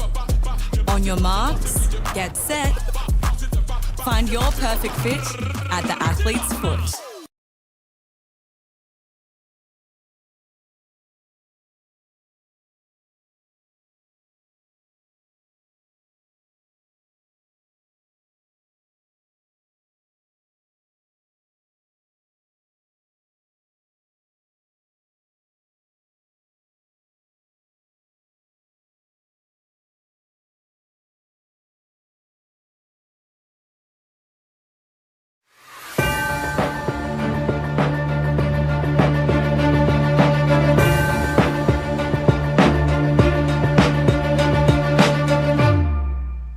Them live on Edge FM. Yes, welcome back here to the WJ Finlay Oval here in Wangaratta, where we've got the Wangaratta Rovers playing Myrtleford Saints. We've got the halftime show for McDonald's here, and I've got David Dawson-Winks with me, and I've got Sky Burgess with me. She's standing behind me, so we'll get her involved in the halftime show. But we've got a game where it's gone in a funny fashion, where Myrtleford's kicked 6 goals in the first quarter, and then Rovers responded as the champions they were with 5 goals in that second quarter. So at halftime we have Myrtleford leading the Rovers 9-5-59 to 6-4-40 in a game where it's just Rovers are trying their hardest to get back into the game on their terms, but Myrtleford are coming with a really set game plan, Winky, and I can't help but think that Rovers, being the champions they are, they're just trying to get that space where they can throw that punch to get back into the game. Well, I think they threw a little jab, didn't they? Yep. Late in that last quarter. What did they have? 4 goals on the trot before Lockie Miotto kicked that one late in the last term, and then Lockie O'Brien bounced back pretty much straight away and kicked one right on the siren. So the Wang Rovers will come 9 goals, 5. I reckon 3 of those points that Myrtleford have kicked have been relatively easy shots on goal that they probably should have converted. Will it bite them come the final siren? Who knows? But they've certainly come to play the Saints. I've been very impressed. I reckon they had 5 shots on goal in the first, say, 6 or 7 minutes of that quarter, where Riley Smith kicked the first 2 goals at the 5-minute mark and the 7-minute mark, but also they kicked a couple of points where I think Lockie Miotto might have been one, and Josh Macker might have been another, and there might have been another flying shot on goal. We mentioned in the call throughout that quarter, Sky, that if you don't take your opportunities against the Wang Rovers, that could come back and bite you on the bum later on in the game. Yeah, there's certainly not much margin that I would think, I'm safe when I'm playing the Wang Rovers. Like, exactly. They've just got, when they get on a roll and they get that momentum, exactly, they could come back. Even then you might get nervous. I don't think you ever feel safe playing them, but I think Myrtleford have done a really good job. Like, hats off to their coaching staff, because they have come in with a game plan today. The players seem disciplined. They know what they're doing. They've brought the energy. They've brought the pressure, forward pressure especially. Like, it's really good to watch. Now, there's been a couple of injuries down on the boundary that you sort of brought to our attention in that half. I think, was it one of the Sharp boys in Maraca? Was that, correct me if I'm wrong there? Yeah, Brady Sharp had just saw back from that contest that he went up. We had Nick Ferguson with a split open face. We had Josh Maraca with the left foot, and he kind of happened in the, I think, good timing in the last of the first quarter.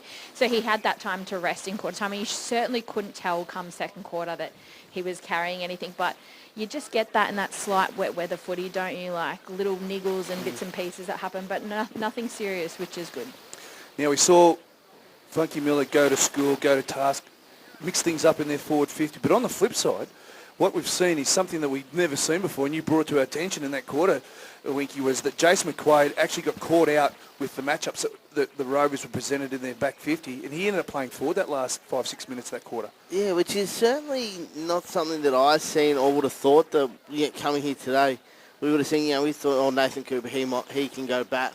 But I don't think anyone's ever mentioned Jason McQuaid going forward because, well, let's be honest, Jace isn't a forward. He's an excellent defender, but at the moment, they had to do something. He was getting well beaten by Riley Smith at that first sort of 6 minutes of that first quarter, and Nathan Cooper went back. I know he's their leading goal kicker, but he's their best fullback stopper, and he's gone back there. But straight away, as soon as that happened, Craig Miller pulled Riley Smith from the forward, went small ball again, and put Riley Smith in the ruck. So there's some chess pieces going on, and these two alongside Jace Heatley, in my opinion, are the three best coaches in the competition.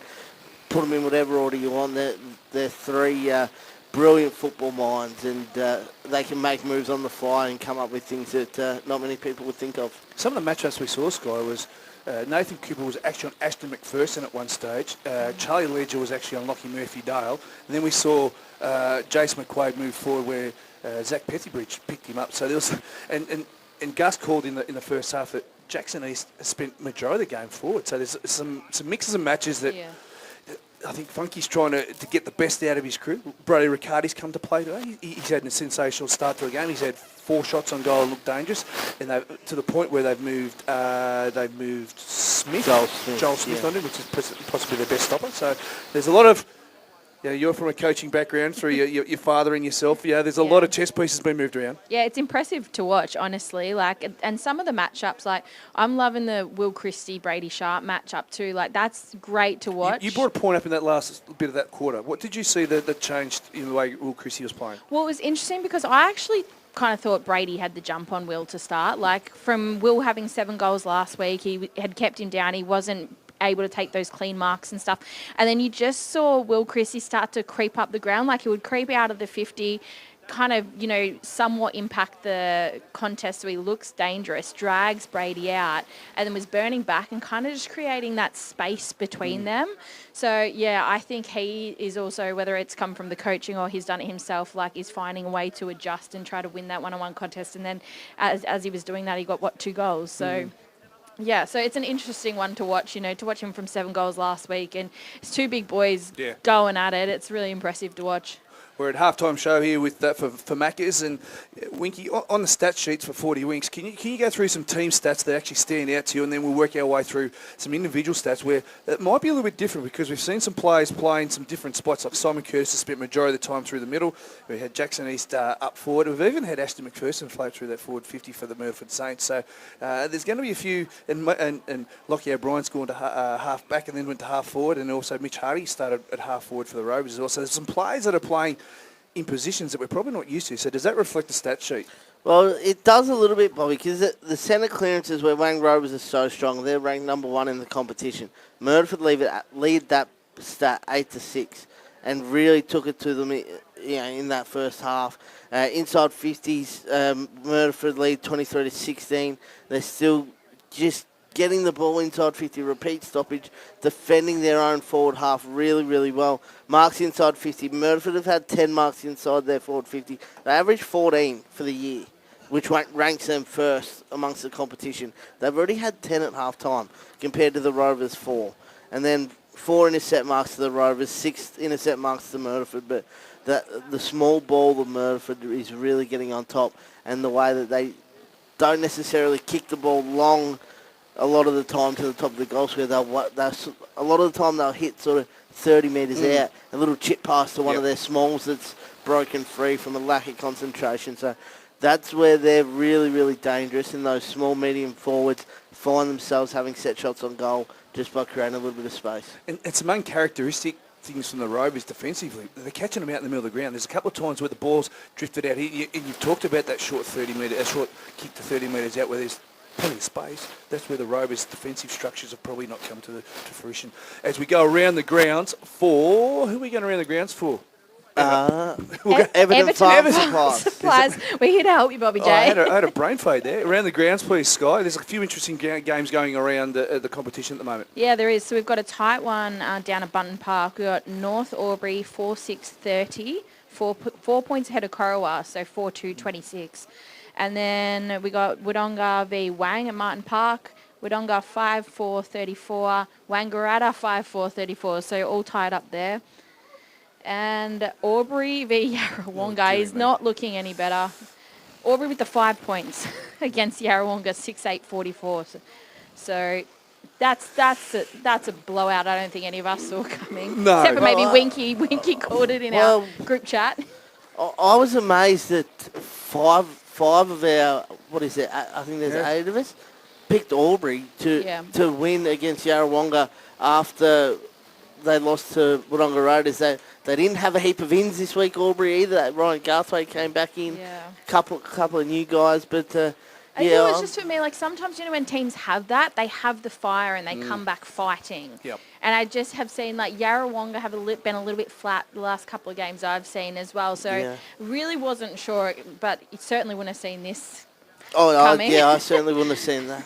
And then the last game, Lavington have finally got ahead of Raiders. So 7-5-47 to Raiders 2-8-20. That was tight there. It was tight. They've sort of kicked away a little bit before half time. Is there any AFL games that we need to hear about? Well, there's a belter on at Adelaide Oval. The Melbourne Demons lead 56-54 over the Adelaide Crows. So we are seeing Sam Murray here do his thing, and his brother Nick Murray's doing his thing over at Adelaide Oval as well. Beautiful. As the halftime show comes to an end with both sides out on the ground. For Maccas, we thank you very much for listening, and we'll come back after the break for a belter of a second half.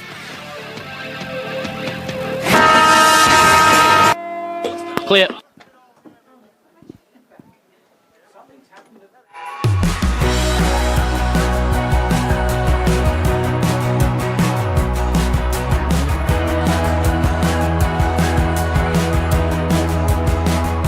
SS&A, this is your place. All right. I love you. Have a good shift. The all-new Nissan Navara, built for the grid shift.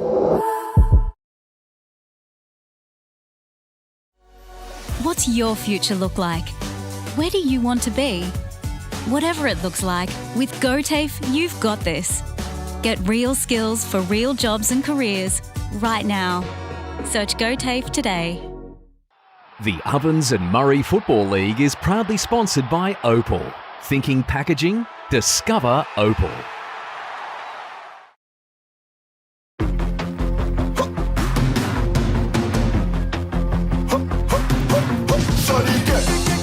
Shorty get inspired. How about that? This time, shorty get.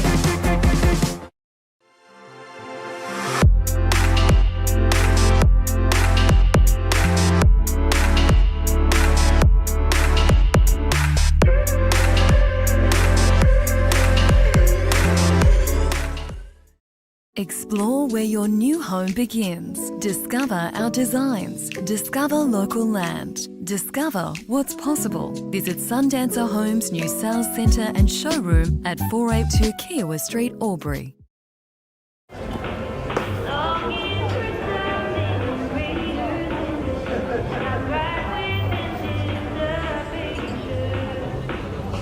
I reckon I'll go mid. Carlton Drive 3.5. Embrace the mid.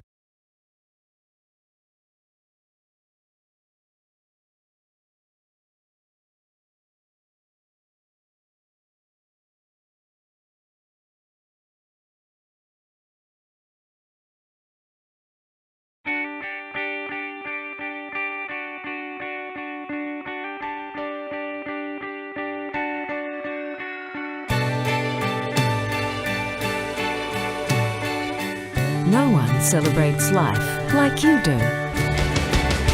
At Tobin Brothers Funerals, we're here to help you celebrate the life of your loved one, your own special way. Tobin Brothers Funerals, celebrating lives.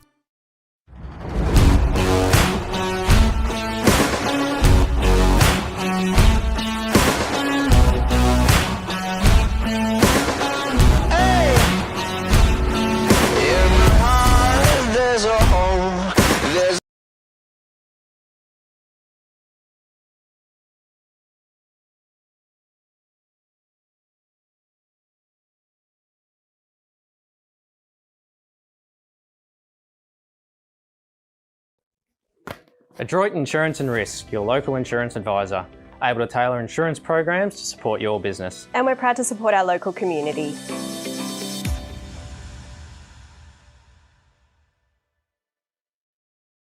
This goes out to all the athletes, the fitness buffs, and the huff and puffs.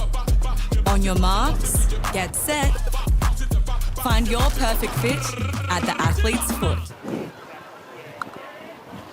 30 seconds. Here's feed. Cabinets, Bullivant Street, Wangaratta. Freeformcabinets.com.au. Corowa Tiles has designs and classic styles to suit everyone, from one bathroom to an entire home. Talk to Corowa Tiles for advice and ideas to make the right choice.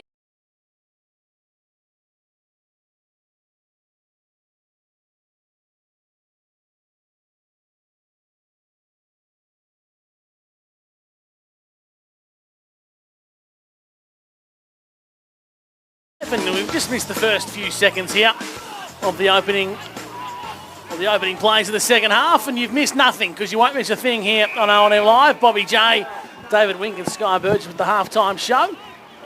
And the margin currently sits at 19 points in favour of the Rovers, and Myrtleford are going to look to try and get their whiskers back in front. Munro kicks inside 50 and he finds Jackson East straight away, Bobby J. A nice build-up play as East plays on, centres the ball to Big Riley. That was clever. The way Matty Munro got rid of that footy so quickly, just kept the ball moving forward, and then Jackson East realised the situation, and he kept the ball moving really quickly as well, and the big fella just found a bit of space on Nathan Cooper and finds himself having a set shot of goal, I reckon about 47 metres out, dead set in front. This is the start that they needed after Rovers challenged them in that second quarter where they kicked 5 goals to 3. They need to respond, and they need to respond quickly. You backing him in, Bob? Yes. Riley Smith for the dream start to the Albury-Wodonga MG third term. He's already got 2. Can he kick 3? You bet he can. The big lad can play. Smith kicks his third, and Myrtleford have 10. Margin back to 25. You said it, Gussie, that big lad can play. And I asked a question earlier, is he a better ruckman or a better forward?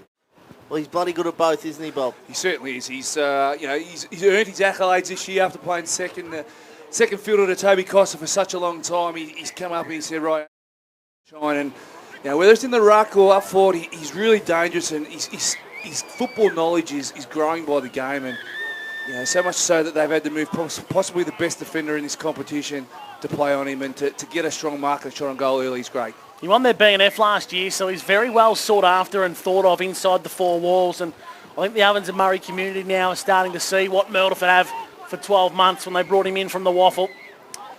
As the kick from the centre of the ground from Damon is a turnover, and marking is Calvin. Now Calvin's kick is poor, to put it nicely, as it sends up on centre wing. Miotto goes over the top to Del Bosco. He's got a player in space if he wants to use him. He went over Gribben's head and allowed Jackson East to intervene. Kicking inside 50, Smith's the target again, and he's creating separation on Nathan Cooper. And Smith is 45 metres out on a 45-degree angle. I reckon he's got the leg, Bob. Well, it looks similar distance, but on the opposite side of the field, isn't it, Gus? And danger signs in regards to this matchup. If Cooper can't get the job done on Riley Smith, then Funky Miller's got the big ace in the pack with this fella. We're just saying his praises not minutes ago, but yet he's backed it up within 60 seconds later with a shot on goal. You must take your chances against the reigning premiers. This is the stuff Myrtleford need to do. They need to kick these ones. Big Riley Smith stands up to the plate, and it just fades late. It fades to the left-hand side for a minor score. 10-6, 66, plays 6-4-40 on the Harvey Norman betting scoreboard. We can't help but feel that every shot on goal is an opportunity to put them away, isn't it, Gus? That's how close a line you're dancing with this great Wangaratta Rovers side. So you've got to take every opportunity you get, whether it's a set shot goal or a stoppage inside your own goal, inside 50. You've got to take them. You've got to take them. Turnover coming out of defensive 50. It allows Maraca to make the Rovers pay. But the kick didn't have enough legs. We got excited there, Gus. I got very excited before I saw the Rover marking on the goal line, and this is silly. It's coming back. I don't know what for Brodie Paul. He was on the... Wasn't on his line or something? The defender wasn't on the correct spot, but play advantage. They've got the free ball outside. Out wide go the Rovers to the club rooms. In fact, the showground side. Charles Ledger. What's happening on the 40 Winks, David? Who's leading the pack? Sam Murray leading the way. He had 23 at half time, but Simon Curtis 14 for the Myrtleford Saints, dominating as well.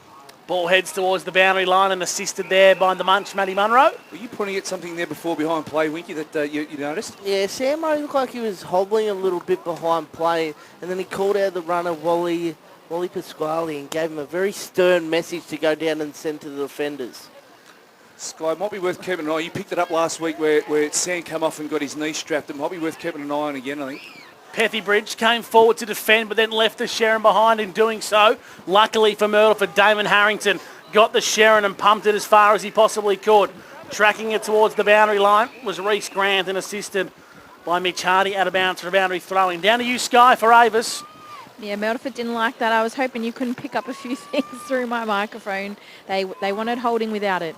Around the grounds, Everton Farm Supplies. Albury are still goalless in the third term, and Yarrawonga lead 7-8-50 to 5 behind. Albury's finals aspirations are dwindling by the moment as the ball goes long down the showground side of the WJ Finlay Oval. Myrtleford win this contest. They kick the half forward, and O'Brien mops up the crumbs and wants to switch the footy out towards the clubroom side. Justin Lewis marks on the edge of the square. On the right boot, kicking to half forward. They're persisting with McQuaid inside, attacking 50. He fumbled uncharacteristically. Now Sharp. Big Brady. Did he take him on? Warwick Henderson said he did. Great Free umpiring. kick. He's going the way of Jace McQuaid. Now Jace, not known for his kicking, and clearly by that example, not known for his marking. So he pumps it inside forward 50 and says fly. Ball comes to ground level. Myrtleford have numbers. McPherson clears defensive lines. Long down the wing. Lewis in front of Jackson East. Brodie Paul head over the football. Feeds it back out to Smith. Smothered off the boot. Well done by Murphy Dale. Now getting busy in this contest was Jake Riley, who kicks to half forward. But Nathan Cooper's in the hole. Had the front spot, and now he switches the ball for the Rovers. Schulte down out wide. Linked up with McMonagle. And now the ball's in the hands of Mitch Hardy. Hardy kicks out wide. It's a nice looking kick with vision. He finds Ed Damon. Damon on the right boot from a standing start. Over the top, seeking Booth. Kick wasn't his best. Out of bounds for a boundary throw-in across half forward for the Rovers. Just watching Brady Sharp playing on Will Chrissy behind the footy here. He's really being physical and making sure that Will Chrissy doesn't get past him like Sky Burgess mentioned at halftime show. Get past him and on the goal side of him so he can get a jump start. So he's really mindful of keeping him in front and protecting the space behind. Bumper bars. And appeals for holding the ball from the boundary throw-in. They're going to go the way of Myrtleford, Winky. I missed that one, Gussie. Not sure what that free was for. I missed it. No, it wasn't McPherson. It was Maraca. And now he finds Curtis. How many for Simon? Simon, this will be 15 for him, playing a really, really strong game. Myrtleford have the ball across half back. They want to switch it. It's a dangerous kick into the middle of the ground, and it's all Rovers. And McQuaid has marked, but he looks ginger. Sky Burgess, he might have landed heavy for Avis Wangaratta. He did. He kind of took himself up. He got that high up, and hopefully just the wind knocked out of him. Schulte for the Rovers. Inside 50, Murray resting deep. Marks 50 from home. Tied up on the boundary line, Bobby J, for Wangaratta pump shot. I'm not going to rule him out, but heavy ball. He's looking to centre it up. He wants an option. Not many present, so he sets sail. It's across the face into the hot spot. Looking for a flyer. McQuaid rose high. Crisp. Did he bite off more than he can chew? Yeah. Umpire Host set on in the ball. Gee whiz. Warwick Henderson's been hot on that today. Free kick to the Rovers from point blank range. They can raffle who can take the kick, but it's going to be Stewie Booth. Just looking at Waz's hand movements there, it looked like he had his prior opportunity with a little bit of a fend or attempt to handball, so he gave away his prior opportunity and therefore needed to get rid of the ball, otherwise it would have been ping for hand holding the ball. And forward line pressure, Stewie Booth, that needs to be at the top of his list for him to hold a spot on this side. Booth from point blank range, netball court end, brings the margin back to 20. The Rovers have their 7th, 7-4-46 to 10-6-66 on the Harvey Norman betting scoreboard. It feels like Myrtleford should be so much more in front. Is that just me?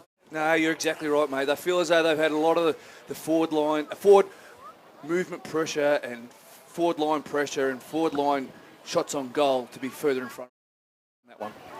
They just seem like they've had all the play in their half the ground, but then the Rovers will go down forward and just snag a goal against the momentum. 18 inside 50s to 25, Myrtleford's way for the game. Really, this Wang Rovers side's going to come. Back into the middle of the ground after 10 minutes on the Club Mulwala time clock. 66 plays 46. The visitors are in front. Gribben hit the ball, searching for a teammate in McPherson. Now he has another crack at it. Philo tackled him, and the umpire said he did so with no prize, so we'll ball the footy up. Yeah, you feel as though Myrtleford needed to start to trying to get things on their turf or back into the same way that they played that first half. McPherson goes searching for Smith, got it on the half volley, looking for Miotto, but the umpire said it was holding the ball. Maybe a little bit ticky touchwood for mine, but nonetheless, the Rovers have the football at centre half back with Cooper, who plays on now and opts to go the long bomb, far out to the wing, looking for Murray. Murray fumbled the ball, brought it front and square, however, and Mitch Hardy set upon this ball quickly and Sharp absorbs the tackle. How long until Jackson East gets himself in and around the footy, or is he going to be a permanent forward all day today, Gus? He seems like he's just been held until that trigger needs to be pulled. Unless he's playing hampered, Bob. It's the only reason I can think. As the Rovers kick a shallow entry, Pethiebridge got a fingertip, slid in with courage, appeals for tunnel. No! The umpire's paid a tunnel. Now, by the letter of the law, it's the right decision, but Warwick Henderson was front and centre and opted to let it go. The non-officiating umpire in Dylan Sidebottom has pinned it from 80 metres away. I just don't understand that rule. If he's got first touch on the football, I just don't understand it. Because Zach Pethiebridge actually had hands on the footy first. Yes, he did collect, is it Will Christie, below the knees, which, like you said, letter of the law is the right decision, but I just don't understand the logic in that wink. No comment from me, Bob. We pay to get comments, mate. So Will Christie, can he take the most of a bit of advantage for the Rovers? He kicks from 30, and maybe the footy gods have looked after Myrtleford. He's missed to the right-hand side for a minor score. Margin down to 19, favouring Myrtleford. The old footy gods. David Wink's job is to have comments, and he's gone with the no comments. So does that mean his pay gets docked? Well, Gus Gould said his comments could cost James Bracey, himself, and Channel 9 the broadcast rights at State of Origin. So maybe we'll let Winky get by with this one. Similar sort of thought. Oh, that's a throw. Inside 50 go the Rovers. Lurking is Wilson. Tackled quickly and tackled strongly by Nick Ferguson. And umpire Warwick Henderson was going to ball it up 45 metres out from goal. Charlie Thompson, dead set, just offloaded one like out of the back of a scrum there with no attention to handball. But got away on the blind side. Up goes Henderson. Murray lurks, crumbs, breaks one tackle, snaps across his body. He struck the fat side of the ball. It would have been a bit of master stroke from Murray. And it's out of bounds for a boundary throw. No, out of bounds on the full. Free kick to Myrtleford for Wangaratta Pump Shop. You can see the urgency in Sam Murray's gone up a couple of notches, and he wants his boys to follow him. He really wants to get some energy back into their ball movement, energy back into their system. He's trying his darndest, but Myrtleford is steadfast, and they're sticking here. Harrington goes long down the line as we go to Sky Burgess, boundary side for Avis Wangaratta. You're right, Bobby J. Sammy Murray's really trying to take it on and lead by example, isn't he? You see, even after he missed that kick, there was a bit of words going on between him and some Myrtleford players. You know, he's trying to bring that energy, trying to get in their head and trying anything he can at this point. 14 minutes gone for Club Mulwala. Myrtleford are hanging on, but the Rovers are coming. It's a big, big third term here thanks to Albury-Wodonga MG. The Rovers hack it inside 50, but standing tall is Sharp, and he brings it out towards the broadcast side, the clubroom side of the WJ Finlay with Del Bosco. Del Bosco's got a runner. Here comes the Myrtleford Alpine Saints. Banks has to kick inside forward 50 quickly. Top of the goal square is where they want to go. LMD, did he give a high fend off? He did. And it's going to be a ball coming back to Nathan Cooper. Just back to the Sam Murray matchup. They put Mitch Del Bosco onto Sam Murray in that back half, and what Mitch Del Bosco did then was understood where the play was at and took off as soon as that turnover happened. And he's got Jake Sharp for company now. And Sam Murray signalling to the Rovers players up the ground, lower your eyes. Let's march this ball up the WJ Finlay Oval. It's in the hands of Charlie Thompson. What are his 40 winks, David? Charlie Thompson, this is number 14 for Charlie, being quiet by his standards. Mitch Hardy, what about him? Mitch Hardy, it'll be number 13 for him, Gussie.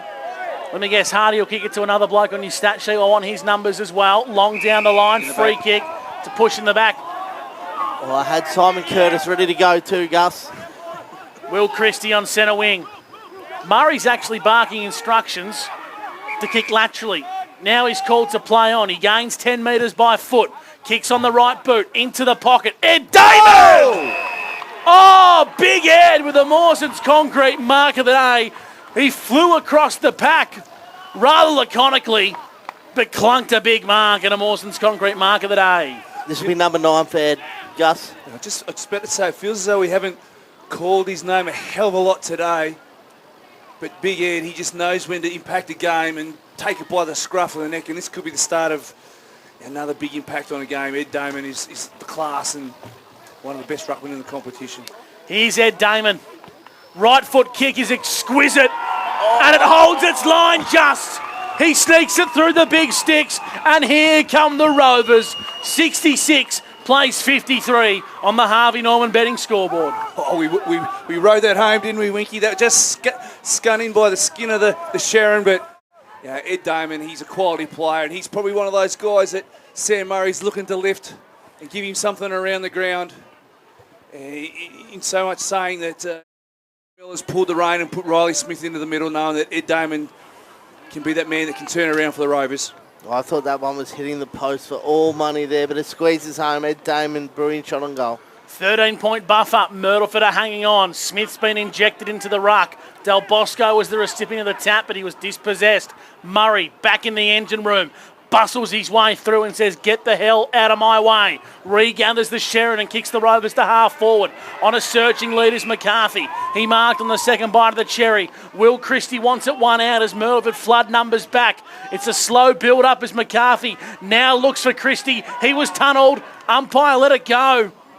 Umpire Jason Rain said he milked it, and it's a boundary throw in deep into attack here for the Rovers. I reckon there was a sharp sandwich there. Both the Sharp brothers played that beautifully, I thought. Both eyes on the ball, made it tough for Will Christie. He had a fair run at the ball. They done it well there. In comes the boundary throw in.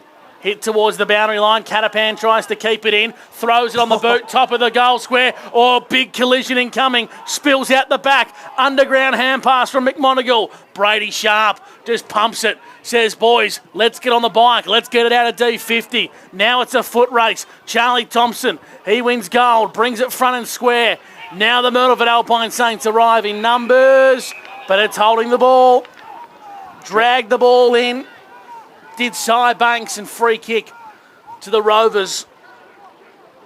And they chip short. Called to play on. Thompson didn't have the required journey. Now Wilson on the bane of 50. Kicks to the top of the square. McQuaid! The fullback turned full forward. Won't get better chance than this to kick a major. No, you're right there. And this is a move that's been forced upon the Rovers coaching staff. And, you know, to take him out of his strong position, to move him forward, sometimes can be a masterstroke. Here's Jace McQuaid from point-blank range for the Wangaratta Rovers.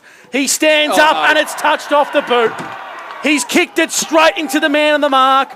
I was pulling up his stats to see when his last goal was. I saw you. I was not confident in that at all. Well, yeah, I saw Gus working his magic, trying to get a big call out. It was an award-winning call, mate. I knew it was going to be. I think Brody Philo was trying to get him to handball it.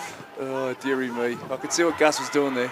My goodness, goalless in 3 years, and that's going to be a trend that continues. The Myrtleford Alpine Saints can respond instantly. LMD, open goal. Just got enough on it. Just got enough boot to boot. Oh, no! The umpire's overturned it. The field umpire has overturned it. The goal umpire was ready to salute the goal. I thought he got boot to ball. Umpires disagreed. A desperate lunge on the last line of defence. Well done, Nathan Cooper. That was cray-cray. That was absolutely crazy. That was I don't believe what I just saw there. The goal umpire's going to signal goal. For my 2 bobs worth, Bobby, it was a goal. The crowd is going nuts down here, guys. Wanger up and about, Murder up and about. They're going cray-cray.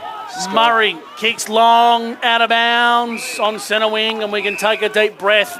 66 plays 54. Myrtleford lead the Rovers after 20 minutes for Club Mulwala. I'm still shaking my head. But I can't believe Jace McQuaid kicked the ball into the man on the mark. Yeah. We've got it on the replay here, Bobby J. You can watch the replay and be the judge duty in this occasion. As McPherson kicks long, gains 50 metres, ball will head out of bounds once again. I suppose by the letter of the law, the central umpire's got to give the goal umpire all clear. So he basically blew the whistle and signalled holding the ball before the umpire had a chance to acknowledge whether it was going to be all clear and signalled a goal. So therefore, I'll retract the last 10 seconds of broadcasting and apologise for my... I don't know who this boundary umpire is, but get him into the grand final. He's got the best arm, and be careful, young fella. Bobby J will recruit you to play cricket and you'll be fielding at Gow corner. He's got a cannon on him. Henderson, umpire has found a free kick and tempers are starting to flare. It's in the hands of the Myrtleford Alpine Saints with Joshy Maraka.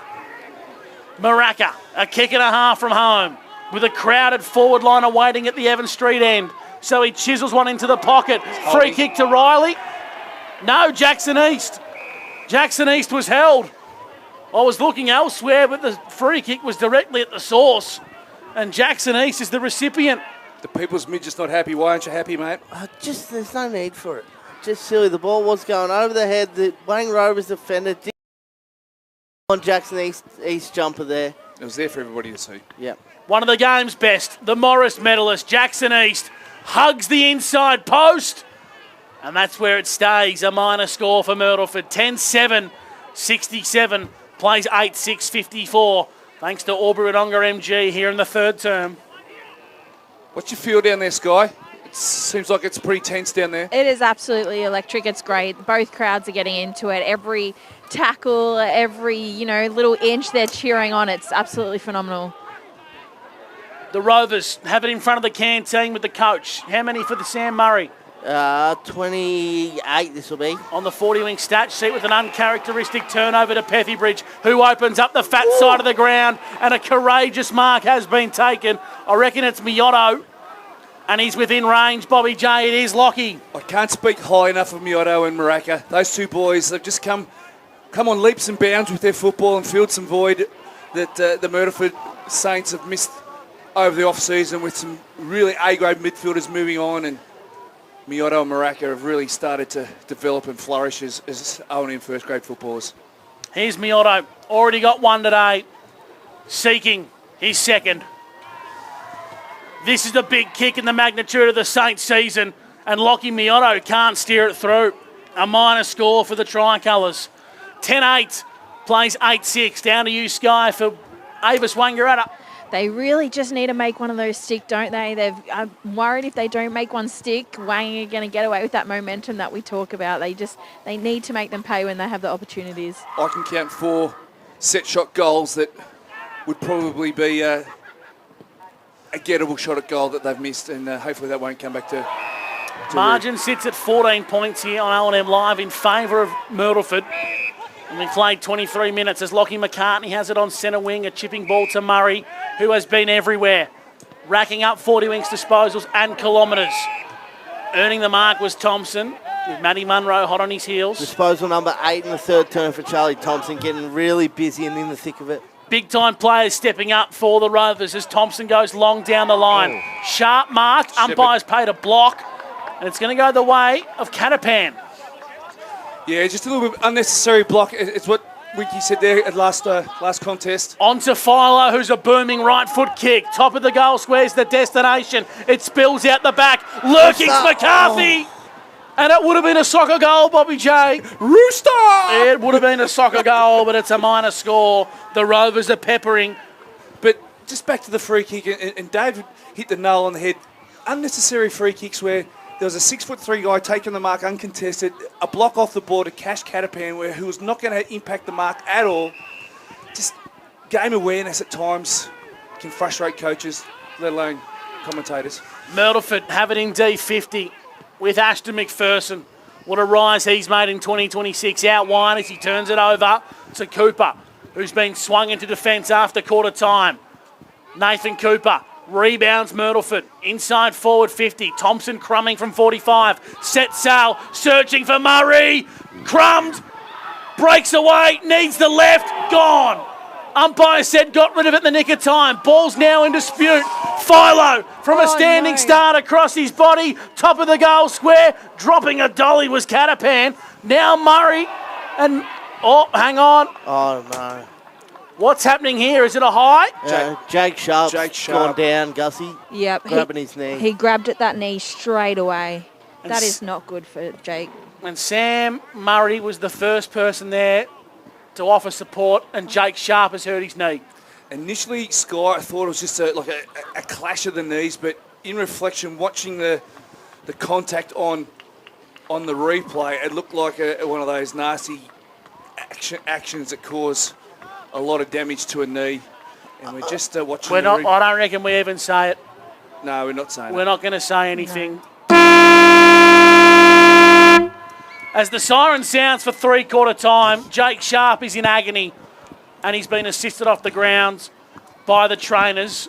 And Charlie Thompson is going to have to wait as he's going to take his kick from 15 metres out, and he'll start outside the field of play at the Wangaratta Showgrounds end of the ground. So Sky, down to you. It looks like Jake Sharp is in a horrible amount of pain. He is. He grabbed at that knee straight away, and then while he was down there, he smacked the ground. I think, he obviously has a long history of doing both knees, so we'd really hate for it to be anything serious, but he looks very disappointed, and rightly so. He's walking off and seems to be okay to take himself off the ground. We'll watch this space as Thompson has Sharon in hand. So this is this new rule where he can go.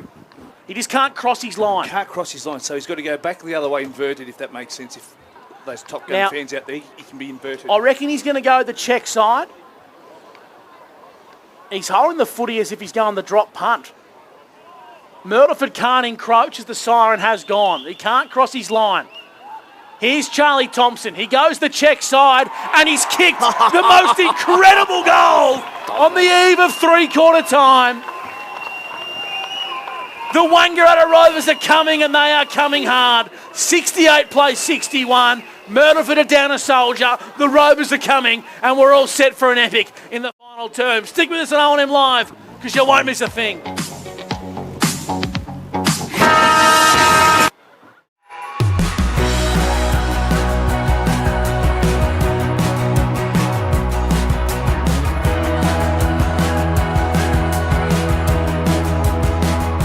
SS&A, this is your place. All right. I love you.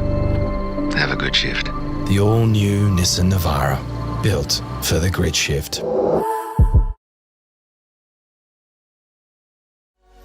What's your future look like? Where do you want to be?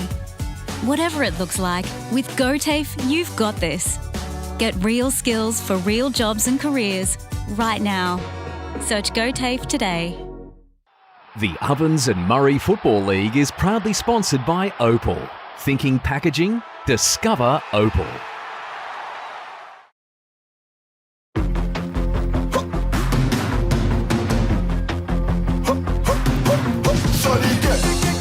Shorty get inspired. How about that? How about that? This time, shorty get.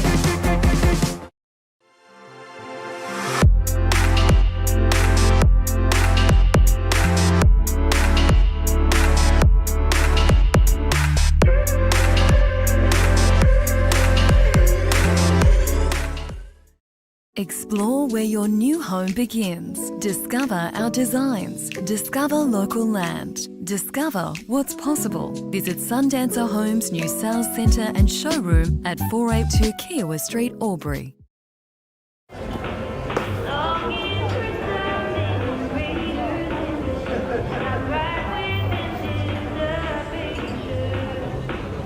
I reckon I'll go mid. Carlton Drive 3.5. Embrace the mid.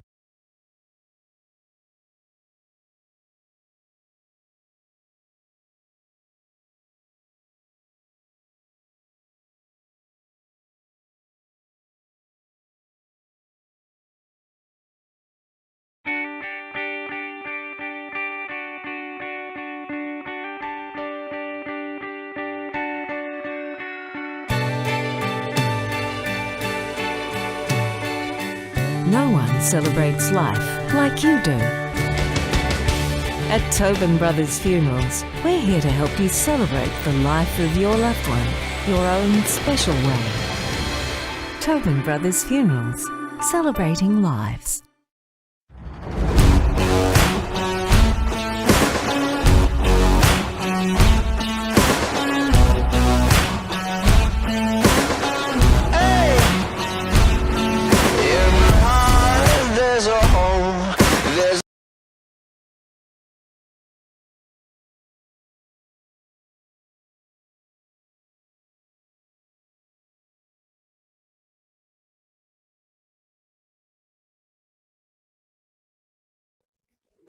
Adroit Insurance and Risk, your local insurance advisor, able to tailor insurance programs to support your business. And we're proud to support our local community.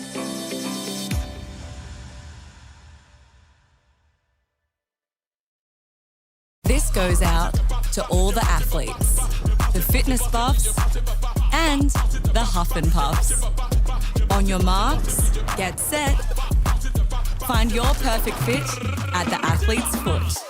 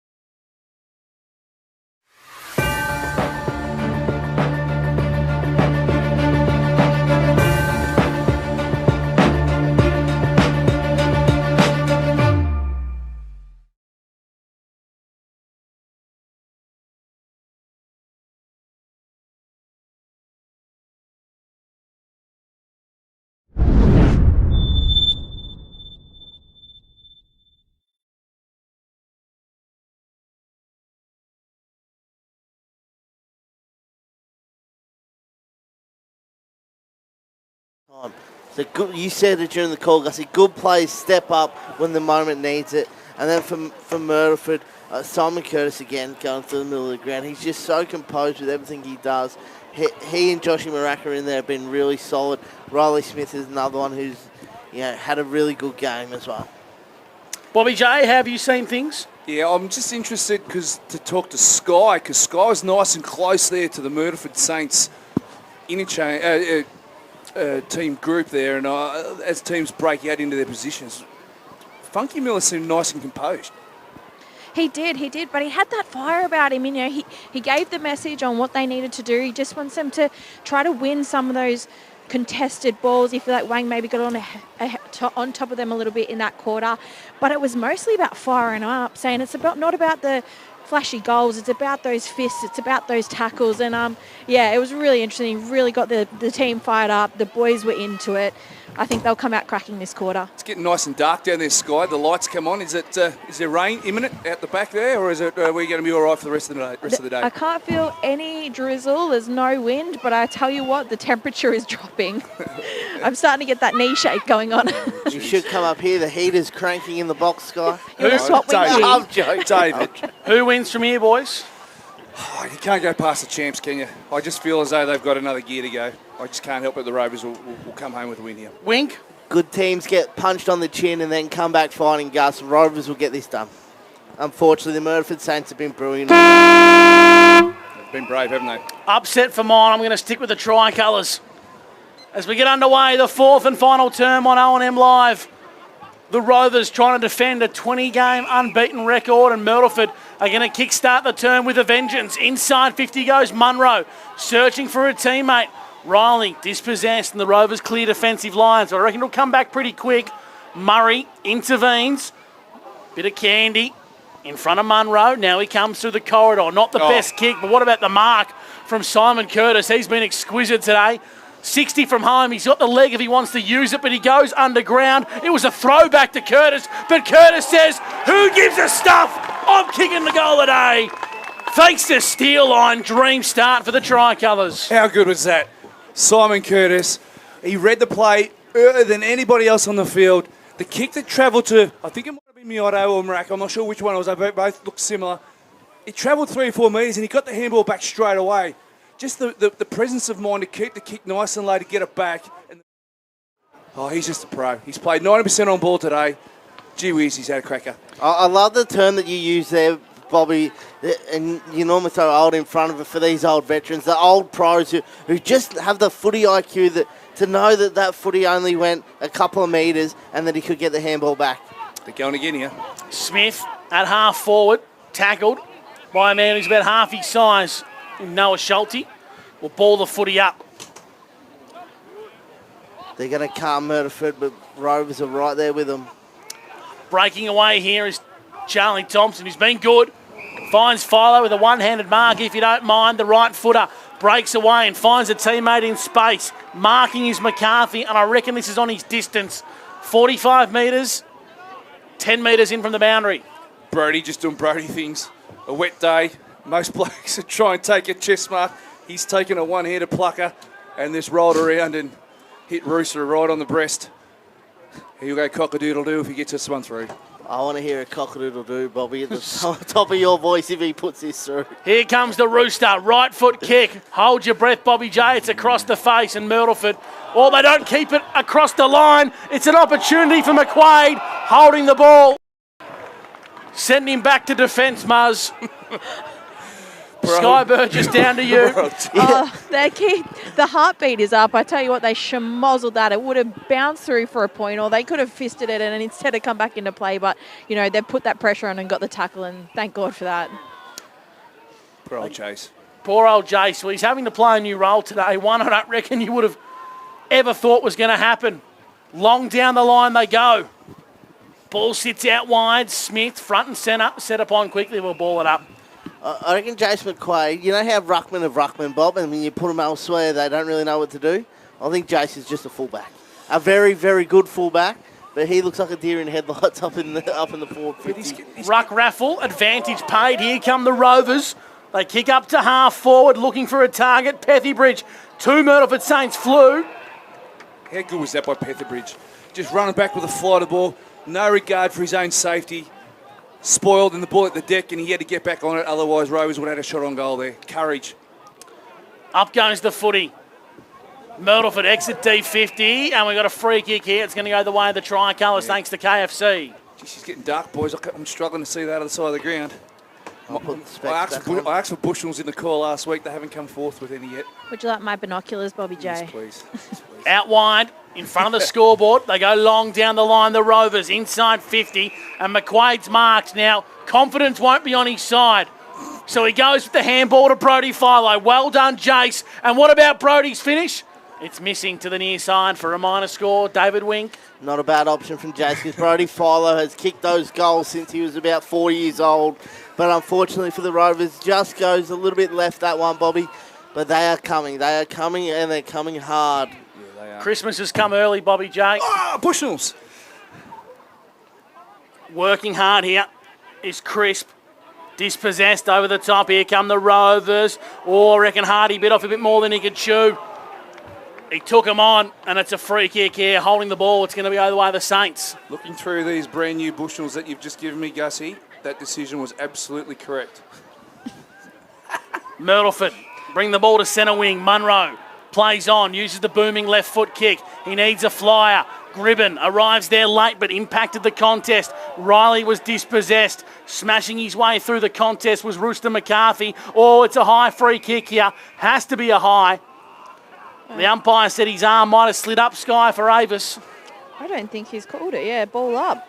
How did that look through the Bushnells? That was a free kick, high tackle. Around the grounds, Everton Farm Supplies. Corowa have hit the front for the first time today. 52 plays 50 against North Albury.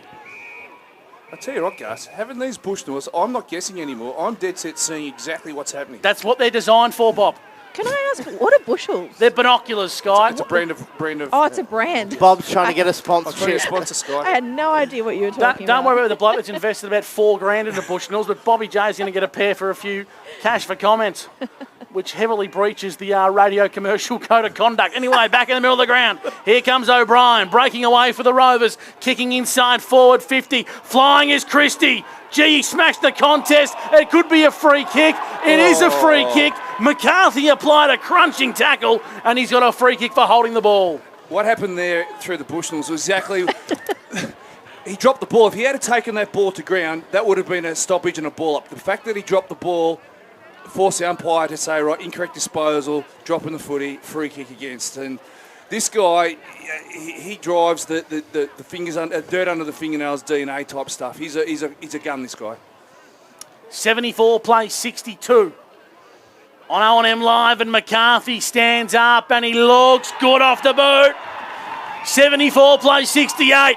Here come the Rovers on O&M Live for Border Switchboards. He's slowly but surely becoming my man, Russo. I just love everything he does. You know, he's pushed forward and spent a lot of time forward today after being in the best last week as a midfielder, and he just pops up and just cool, calm and collected. Beautiful kicking style. That's a true style, and slots it straight through the middle. And you're right, the Rovers are coming, and they're coming hard. They certainly are. They certainly are, Bob. And the Myrtleford are going to have another crack at it, though. They've been so brave all day. You just see that they've got another couple of punches in them. Margin sits at one straight kick. Myrtleford lead the Rovers as Damon sends a high up and under to centre half forward. Ball at ground level. It spills out the back. Lurking is East. But the ball's still at the stoppage. All free kick for holding. No push in the back. See, another instant there, I think it was the same player in Ferguson. He could have quite easily just held the ball in and asked for a restart, but yet just let the ball fumble out. Here comes Lewis, got it from Hardy. Now he finds Wilson. 60 from home in front of the grandstand. Wilson pumps a right foot ball inside forward 50. Flying McQuaid! Jakes McQuaid! He's lost inside forward 50. He handballs onto Murray. Murray misses. Murray misses. My goodness. It was almost telegraphed that he wasn't going to take the kick, and Murray had more time. I think that the next shot on goal, Jason McQuaid has to take the responsibility. All jokes aside, he needs to take the responsibility. He's an O&M footballer. Yeah, he needs to take responsibility and have a shot at goal. We joked about him being a fullback and a fullback only. What that fullback position does is learn how to read the flight of the ball coming in. So he's found himself in the right spot a couple of times to take marks and contest for marks.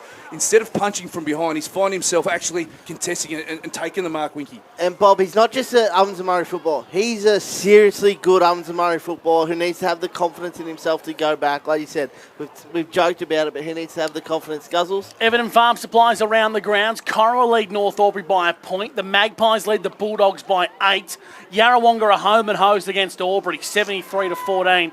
And Lavington are kicking away against the Raiders. And here at the WJ Finlay, it's a 5-point buffer to the Myrtleford Alpine Saints, thanks to Border Switchboards. We've got some ball biters, boys.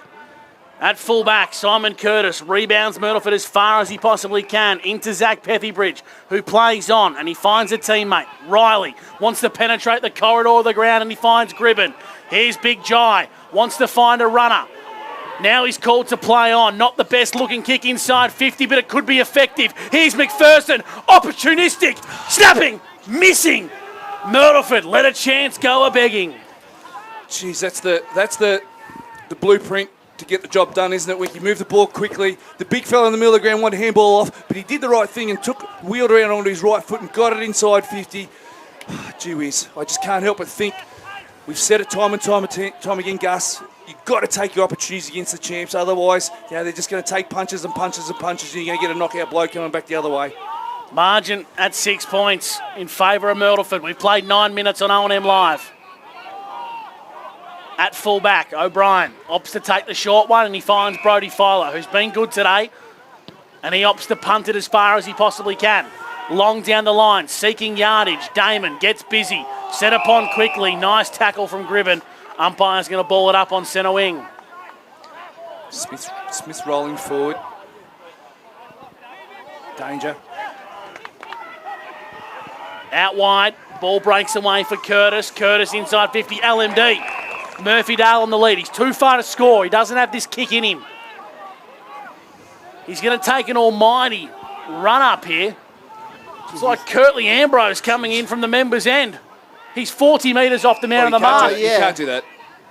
Talk us through that, Bobby J. Wanger at a pump shop. Simon Curtis, been smart, ran past for the handball, but actually ran in front of Lockie Murphy-Dale. What he should have done was handball it before he actually crossed the line. So LMD, his man on the marks just inside 50. It's an almighty run-up. I might have to eat some humble pie here. It's across the face. Riley sharp! Riley Smith, big Riley, has clunked him all day, and he has a chance to kick a shot from where he kicked one in the second term. This is going to sound stupid, but he never looked like he should have marked it, but always looked like he was going to, Winky.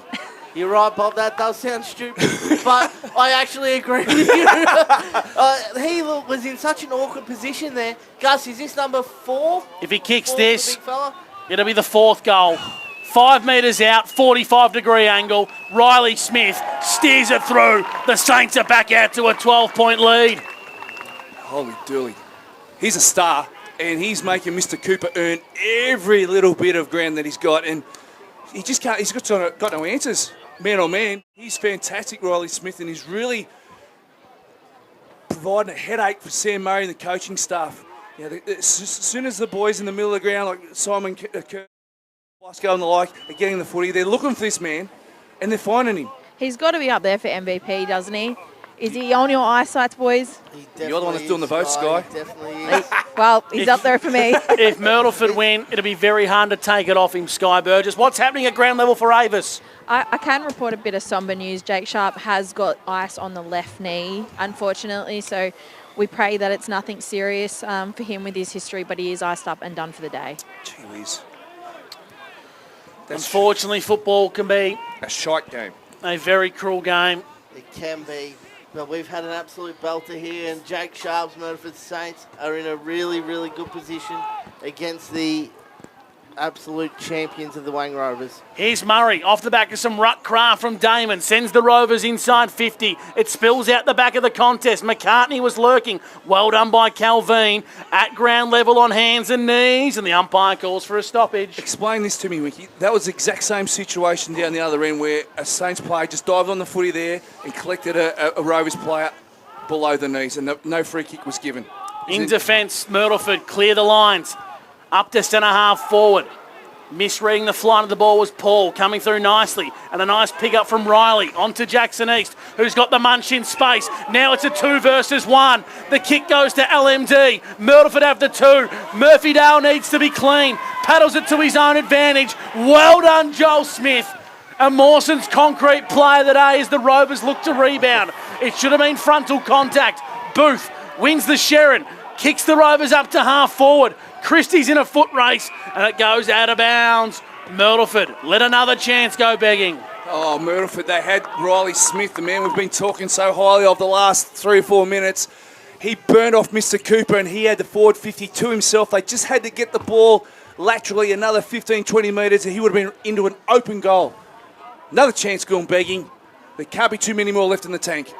14 minutes gone here on O&M Live. As 81 plays 69 for Border Switchboards. Myrtleford lead the Wangaratta Rovers on 102.1 Edge FM. Ball up inside attacking 50 for the Rovers. Nice bit of hands onto Hardy. Hardy snaps and it's across the face. And it lands out of bounds on the full. Myrtleford get a chance to reset and respond. In saying about the opportunities that Myrtleford are squandering, don't worry about that. Rovers are getting plenty of opportunities to actually get back in the game and get in front. They're squandering a few opportunities moving forward as well. Both the McQuaid marks where they handball it off and a couple of shots on goal off stoppages as well. So they're missing their opportunity as well. A big fly, and we've got a man down on the far side of the ground. I reckon it's McQuaid. It is. A Shanga kicks out of bounds. I'll just get the Bushnells out to confirm that. As I do, I'll go around the grounds. North Albury 59 to Corowa 53 at the 17-minute mark. The Magpies lead 64-50 over the Bulldogs. Bob Jackson. Yeah, it is Jace McQuaid, but he's very, very tough. And we spoke about him last week, Sky, how his resilience and perseverance through pain is up there with the best. He's back into it. Yeah, he does. He's had another hit like that earlier on in this game where he's kind of landed on himself. He's tall, but there's not much of him, so I think every time he hits the ground, it takes the wind out of him, but it does not let him bother him. He gets up and he keeps going. What was the issues he had last week, Sky? Was it hip or it was ribs or kidneys or something along that area, wasn't it? Yeah, it looked like the ribs. It was just like a contest impact. Rib, hip and kidneys, quite a broad diagnostic. I'm going to go like lower right. I've said in rib. previous weeks, we are not doctors. We are make-believe football commentators. Thank goodness. Well, Panda did call the Achilles to Yes. Will Christie once. And Will he was Christie one just day had a cramp in his calf. He done both Achilles one day and come back and played. It's a boundary throw-in on centre wing. Showground side. Myrtleford trying to gain some ascendancy. They're going to kick long. Down the line, searching for big Riley. Riley Smith has put Myrtleford on his back and really lifted today. He chisels one over the top. It's a nice, well-weighted pass. McPherson inside 50. Breaks around one. Breaks around two. And gives the Myrtleford Saints a much-needed buffer. Mawson's concrete player of the day. Here come the Saints. What a brilliant finish from McPherson. Oh, the Saints are coming. The Saints are coming. Don't you worry about that. They've played some great football today off the back of Riley Smith and the small brigade, Ashton McPherson, Maraka and Miotto. They've been fantastic today and they're really just sticking it to the Wangaratta Rovers here. That was a fantastic finish. 19 touches and a goal for Ashton McPherson. This kid has arrived on the scene in season 2026. He's got some wheels, he's got some tricks, Bobby J, and he's a classy finisher. He's got a massive tank. He's just running right from the first siren to the last. And this guy's been good. The ruckman, he's been fantastic. Absolutely. Jai Gribben's been unbelievable support for Riley Smith. Down to you, Sky, for Avis. Did you get the Saints? I had a mouthful of lollygussie. I'm so He sorry. does that all the time, Sky. I'm trying to get that sugar hit, you know. He had the Bushnells on you, Sky. He knew. From the centre of the ground, the Rovers are retreating. And Catapan breaks away across half-back. He handballs inboard. Dangerous looking ball. It's a high and advantage. Lewis runs into a lot of trouble. He's turned the ball over. Jackson East responds for Myrtleford. Sliding in's Riccardi. He's 60 from home. Lowers the eyes to Murphy Dale. The kick was a bit too hot, but he regathers composure. Myrtleford, centre the ball, looking for Smith. He brings it front and centre. Here's Miotto. Bang! Myrtleford lead by 4 majors. Lockie Miotto and the Myrtleford Spoils are running rampant. Clock time, Gussie. 18 minutes. You just gave me goosebumps, Gus. That was a sensational call. Miotto, we could just see it was unfold before our eyes, and his hard gut running through the middle of the ground. All eyes were on Riley to take the mark, ready to place more of an imprint on this game, but Miotto front and centre. He's part of this big improvement group within the Myrtleford Saints midfield. He's been sensational today. David Wink, you've got an update on the clock for Club Mulwala. 8 minutes left in this match. Still plenty of time, I would say. Gee whiz, Miotto, McPherson, Maraka. Wow. Over to you, Wangaratta Rovers. What are you made of? What do you got left in the tank? Myrtleford continue to fight the fight, and we've got a free kick here. Sam Murray and the Rovers thought it was theirs, but it's a free kick to Myrtleford. It's a free kick to Myrtleford here. Lucky not to be 50 there as well. Incorrect. McPherson opts to bring the ball lateral, and he finds a teammate in Harrington. Kick to the big fella. Harrington plays on, sets sail, top of the goal square. Murphy Dale! Gee, did everything except hang on to the Sharon. Spills out, we've got a whistle, holding the ball. Free kick to the Rovers. Charles Ledger's been superb in D50 for the home side. And just see how the Rovers respond here. They haven't been in this situation for a long time. Albury Tigers last challenged them in a couple of weeks ago. They're right up against it now, the champs. Hardy clears defensively, but the Myrtleford Alpine Saints have set up well. Del Bosco has Sharon in hand on the showground side. The captain hugs the boundary line. It's a nice, well-weighted pass to Jackson East. What are his numbers, David? This is 21, being very effective across half forward. Jackson East, the Morris medalist. Umpires calling to play on, so he sets sail, hugging the boundary line, looking for Riley Smith. Did all he had to do, get a fingertip, out of bounds for a boundary throw-in. You can't help but think that how many more punches can Rovers throw before they knock Myrtleford out of the way, but they're just taking it, aren't they? They're throwing their own back. The Saints are looking to go again, deep in their forward line. Boundary throw-in, Smith, brilliant ruck craft, finds a teammate, snapping from the pack. McPherson misses, but a crucial point as the margin moves to 25 points, thanks to border switchboards. Yeah, clever ruck work there by Smith. He just needed a left footer on the backside of that move. Had that shot on goal, got stuck with the right footer, just couldn't quite get the curl on the ball. The Rovers are playing last-minute football, and O'Brien goes long up the guts, and it could work out okay. McCarthy's in pursuit. Now the ball sits. East stands up and does well. Feeds it onto a teammate inside Banks, and Banks goes wide to Sharp. Long down the line. Brady finds Del Bosco.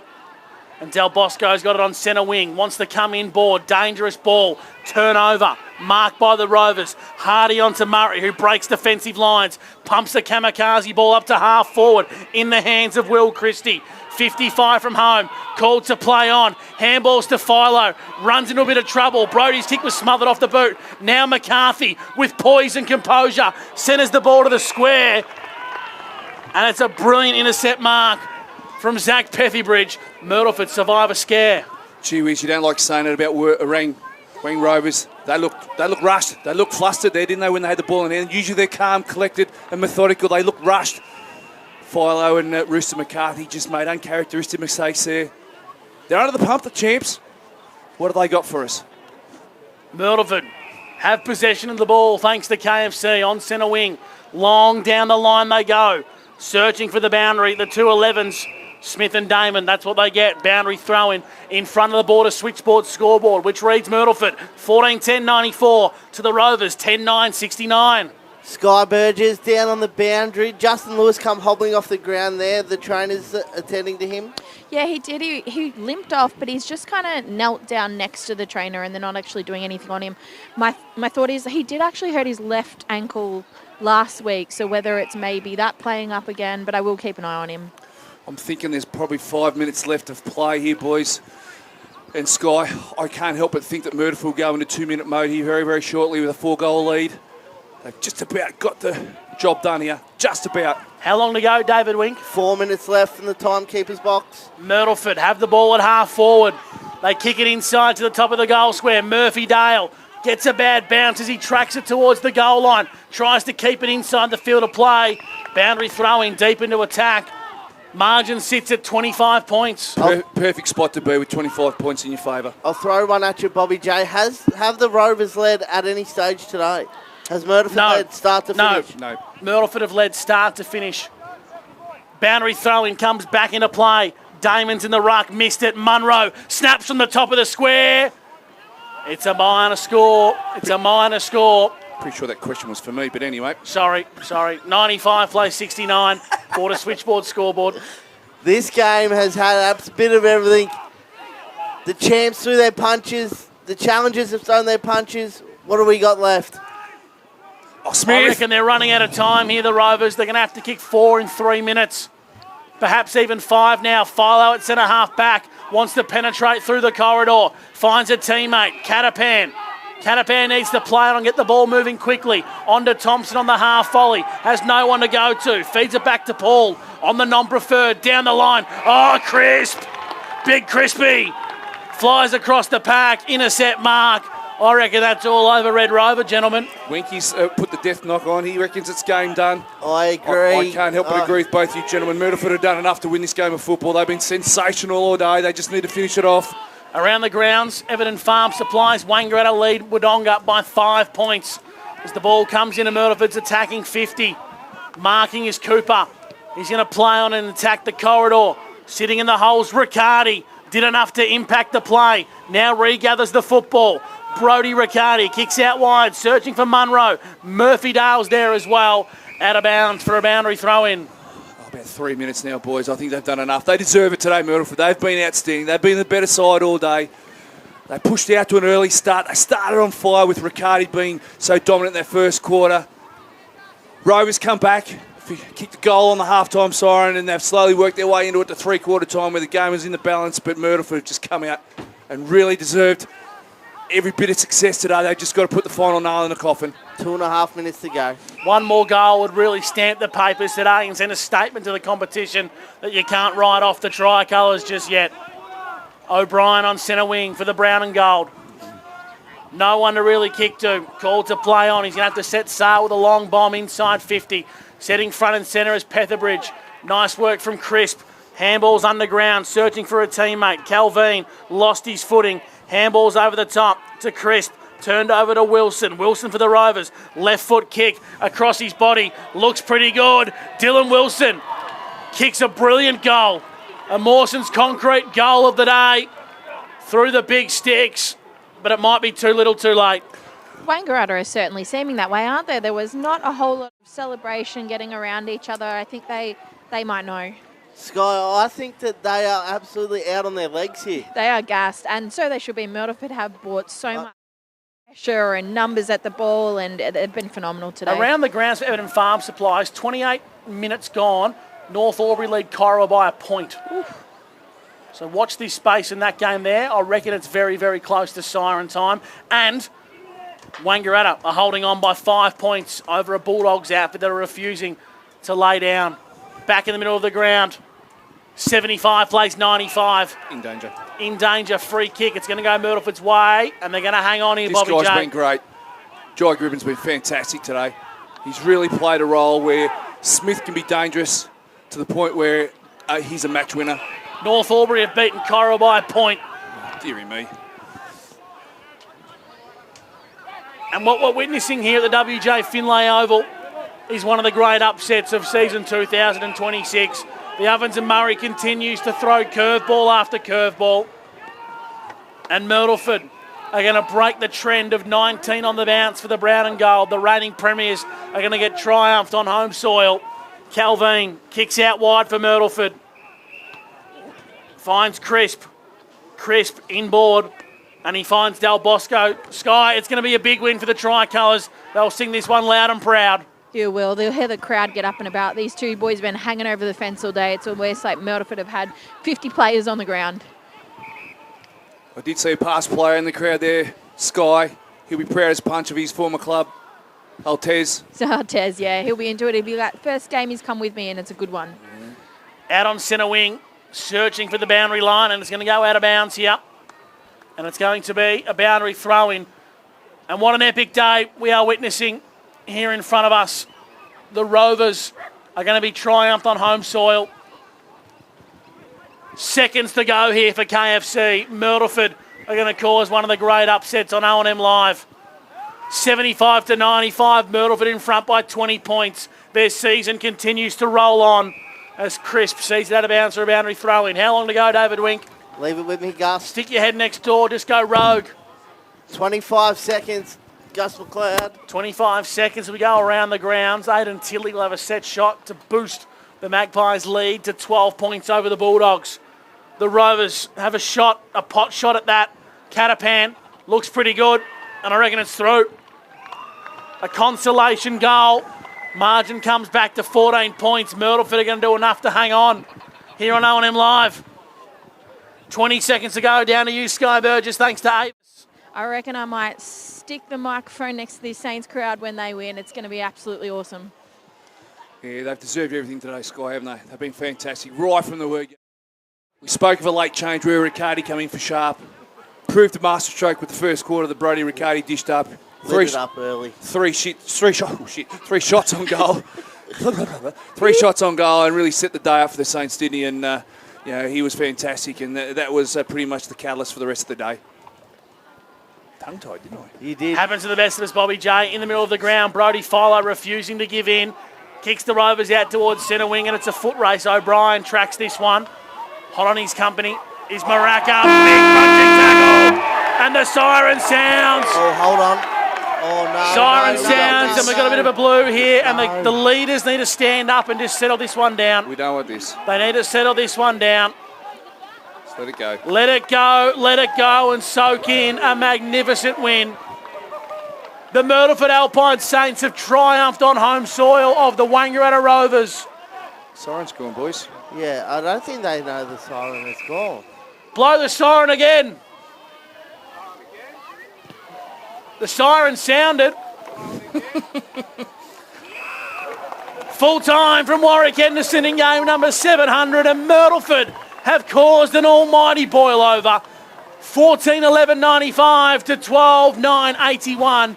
Myrtleford beat the Rovers in their own backyard. Outstanding performance by the Myrtleford Saints. They come here on a little bit of a mission. Not many pundits gave them a chance today, but they come out and showed everybody what they've got to stamp themselves and re-stamp themselves as a real challenger for the championship this year. Played a great style of football where they cut them up through the middle, moved the ball really, really quickly inside a vacant forward 50, and played a great brand of football, a great style of football that really challenged the Rovers all day. Lit up by Brody Riccardi early doors, led by Riley Smith throughout the day as a tower of strength and really caused Rovers some headaches. Simon Curtis, the veteran pro, just leading his team from the front with Mitch Del Bosco right by his side. They were outstanding from go to woe, Myrtleford Saints, and really deserve this victory. We're just waiting for the champs to come back and throw those punches to get back into the fight, but gee whiz, Myrtleford provided a lot of fight. And wowee, weren't their back six fantastic? Calvin, Crisp, Sharp, Petherbridge. They were sensational in repelling such a potent forward line and really provided the Saints faithful with a fantastic victory here at WJ Finlay Oval. And they're really enjoying the spoils of victory. And Sky Burgess is down there on the ground. Looking for our Rebel trainer player of the day, and she's gone to Big Riley. And the Bruce Dill headband. I have Big Boy Riley. This is an amazing game. Obviously a big game for yourself, you know, between the ruck and the forward and getting all those goals. But you've taken out the champs. How does that feel as a big team win? Oh, yeah, it's awesome. You know, these guys have been playing so good and winning a lot. So to come out here and knock off the top team feels good, yeah. What do you think is it that got you guys over the line today? Because obviously from the sideline it looked like you were just fighting tooth and nail, but what amongst the team do you think worked today? I think it's just a progression of, you know, everyone playing their role and feeling good. Although we've been losing, we've been sort of building and taking steps in the right direction, yeah. You had a ribbon game, mate. I'll let you go and enjoy with the boys. I'm sure you guys are going to celebrate well. Thank you, yeah, we'll do. Cheers. Riley Smith, our Rebel training player of the day. What a fantastic day it was from the big fella. Finished the game with 4 majors. And Bobby J, you're going to go around the grounds to Everton Farm Supplies here. What's the latest at Martin Park? Got an absolutely barnstormer here. Bulldogs are charging here. Got the ball inside. They're half the ground. Magpies are leading by 2 points, 9-14 to 9-12, as the Magpies are moving the ball forward at Martin Park. And they're taking a mark and pushing the ball even deeper forward. We'll keep you up to date with what's happening at Martin Park as we track the Myrtleford Alpine Saints into the rooms to sing the song. They're going to sing this one loud and proud, Bobby J. They've knocked off the champs on home soil. The 19-game winning streak has come to a conclusion. Yeah, all good things must come to an end. As Wodonga here on our replay have pushed the ball forward, kicking to Hudson Garoni with 3 men on him and Matty Grossman. Poor kick. It's been sensational, hasn't it, for a long period of time. We're heading into the rooms with the Alpine Saints. They've saluted on OMFNL Live and they've knocked off the champs.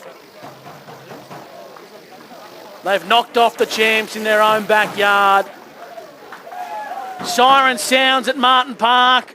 The Magpies hang on over the Dogs in an epic. And here we are. Oh, when the Saints go marching in. The Saints beat the Rovers on OMFNL Live.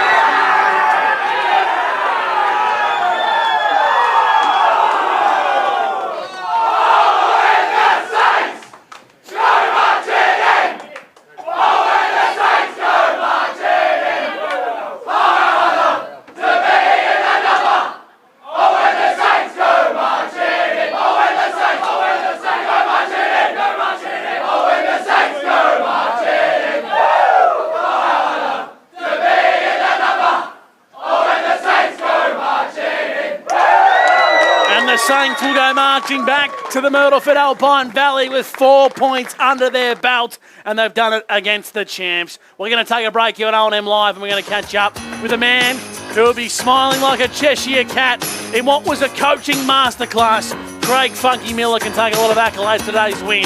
The Saints beat the Rovers. Stick with us, the drive home coming your way next on OMFNL Live.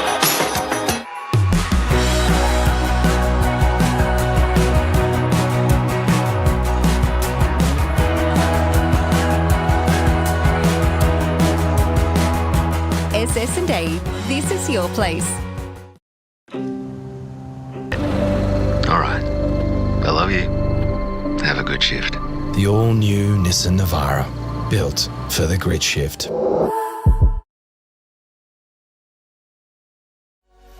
What's your future look like? Where do you want to be? Whatever it looks like, with GoTAFE, you've got this. Get real skills for real jobs and careers right now. Search GoTAFE today. The Ovens and Murray Football League is proudly sponsored by Opal. Thinking packaging? Discover Opal.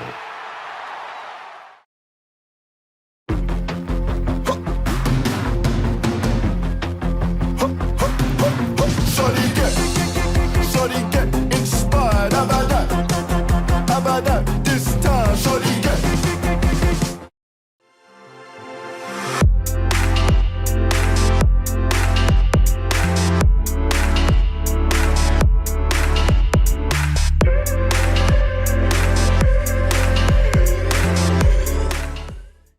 Explore where your new home begins. Discover our designs. Discover local land. Discover what's possible. Visit Sundancer Homes' new sales centre and showroom at 482 Kiowa Street, Albury.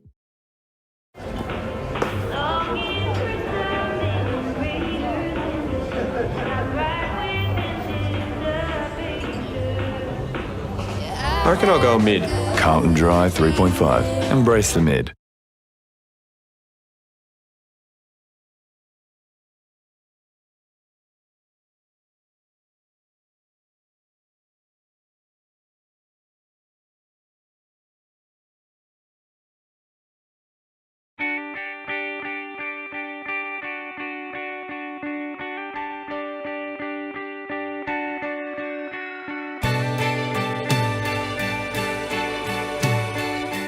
No one celebrates life like you do.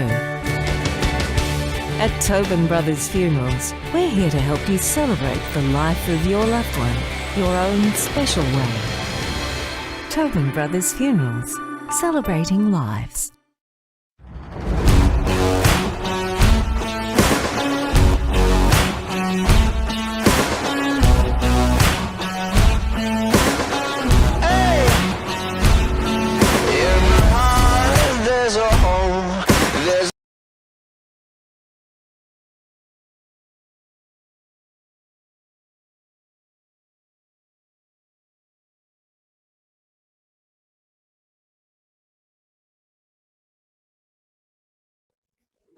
Adroit Insurance and Risk, your local insurance advisor, able to tailor insurance programs to support your business. And we're proud to support our local community.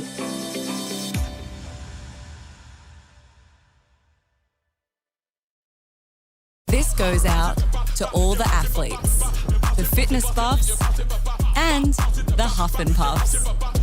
On your marks, get set. Find your perfect fit at the athlete's foot.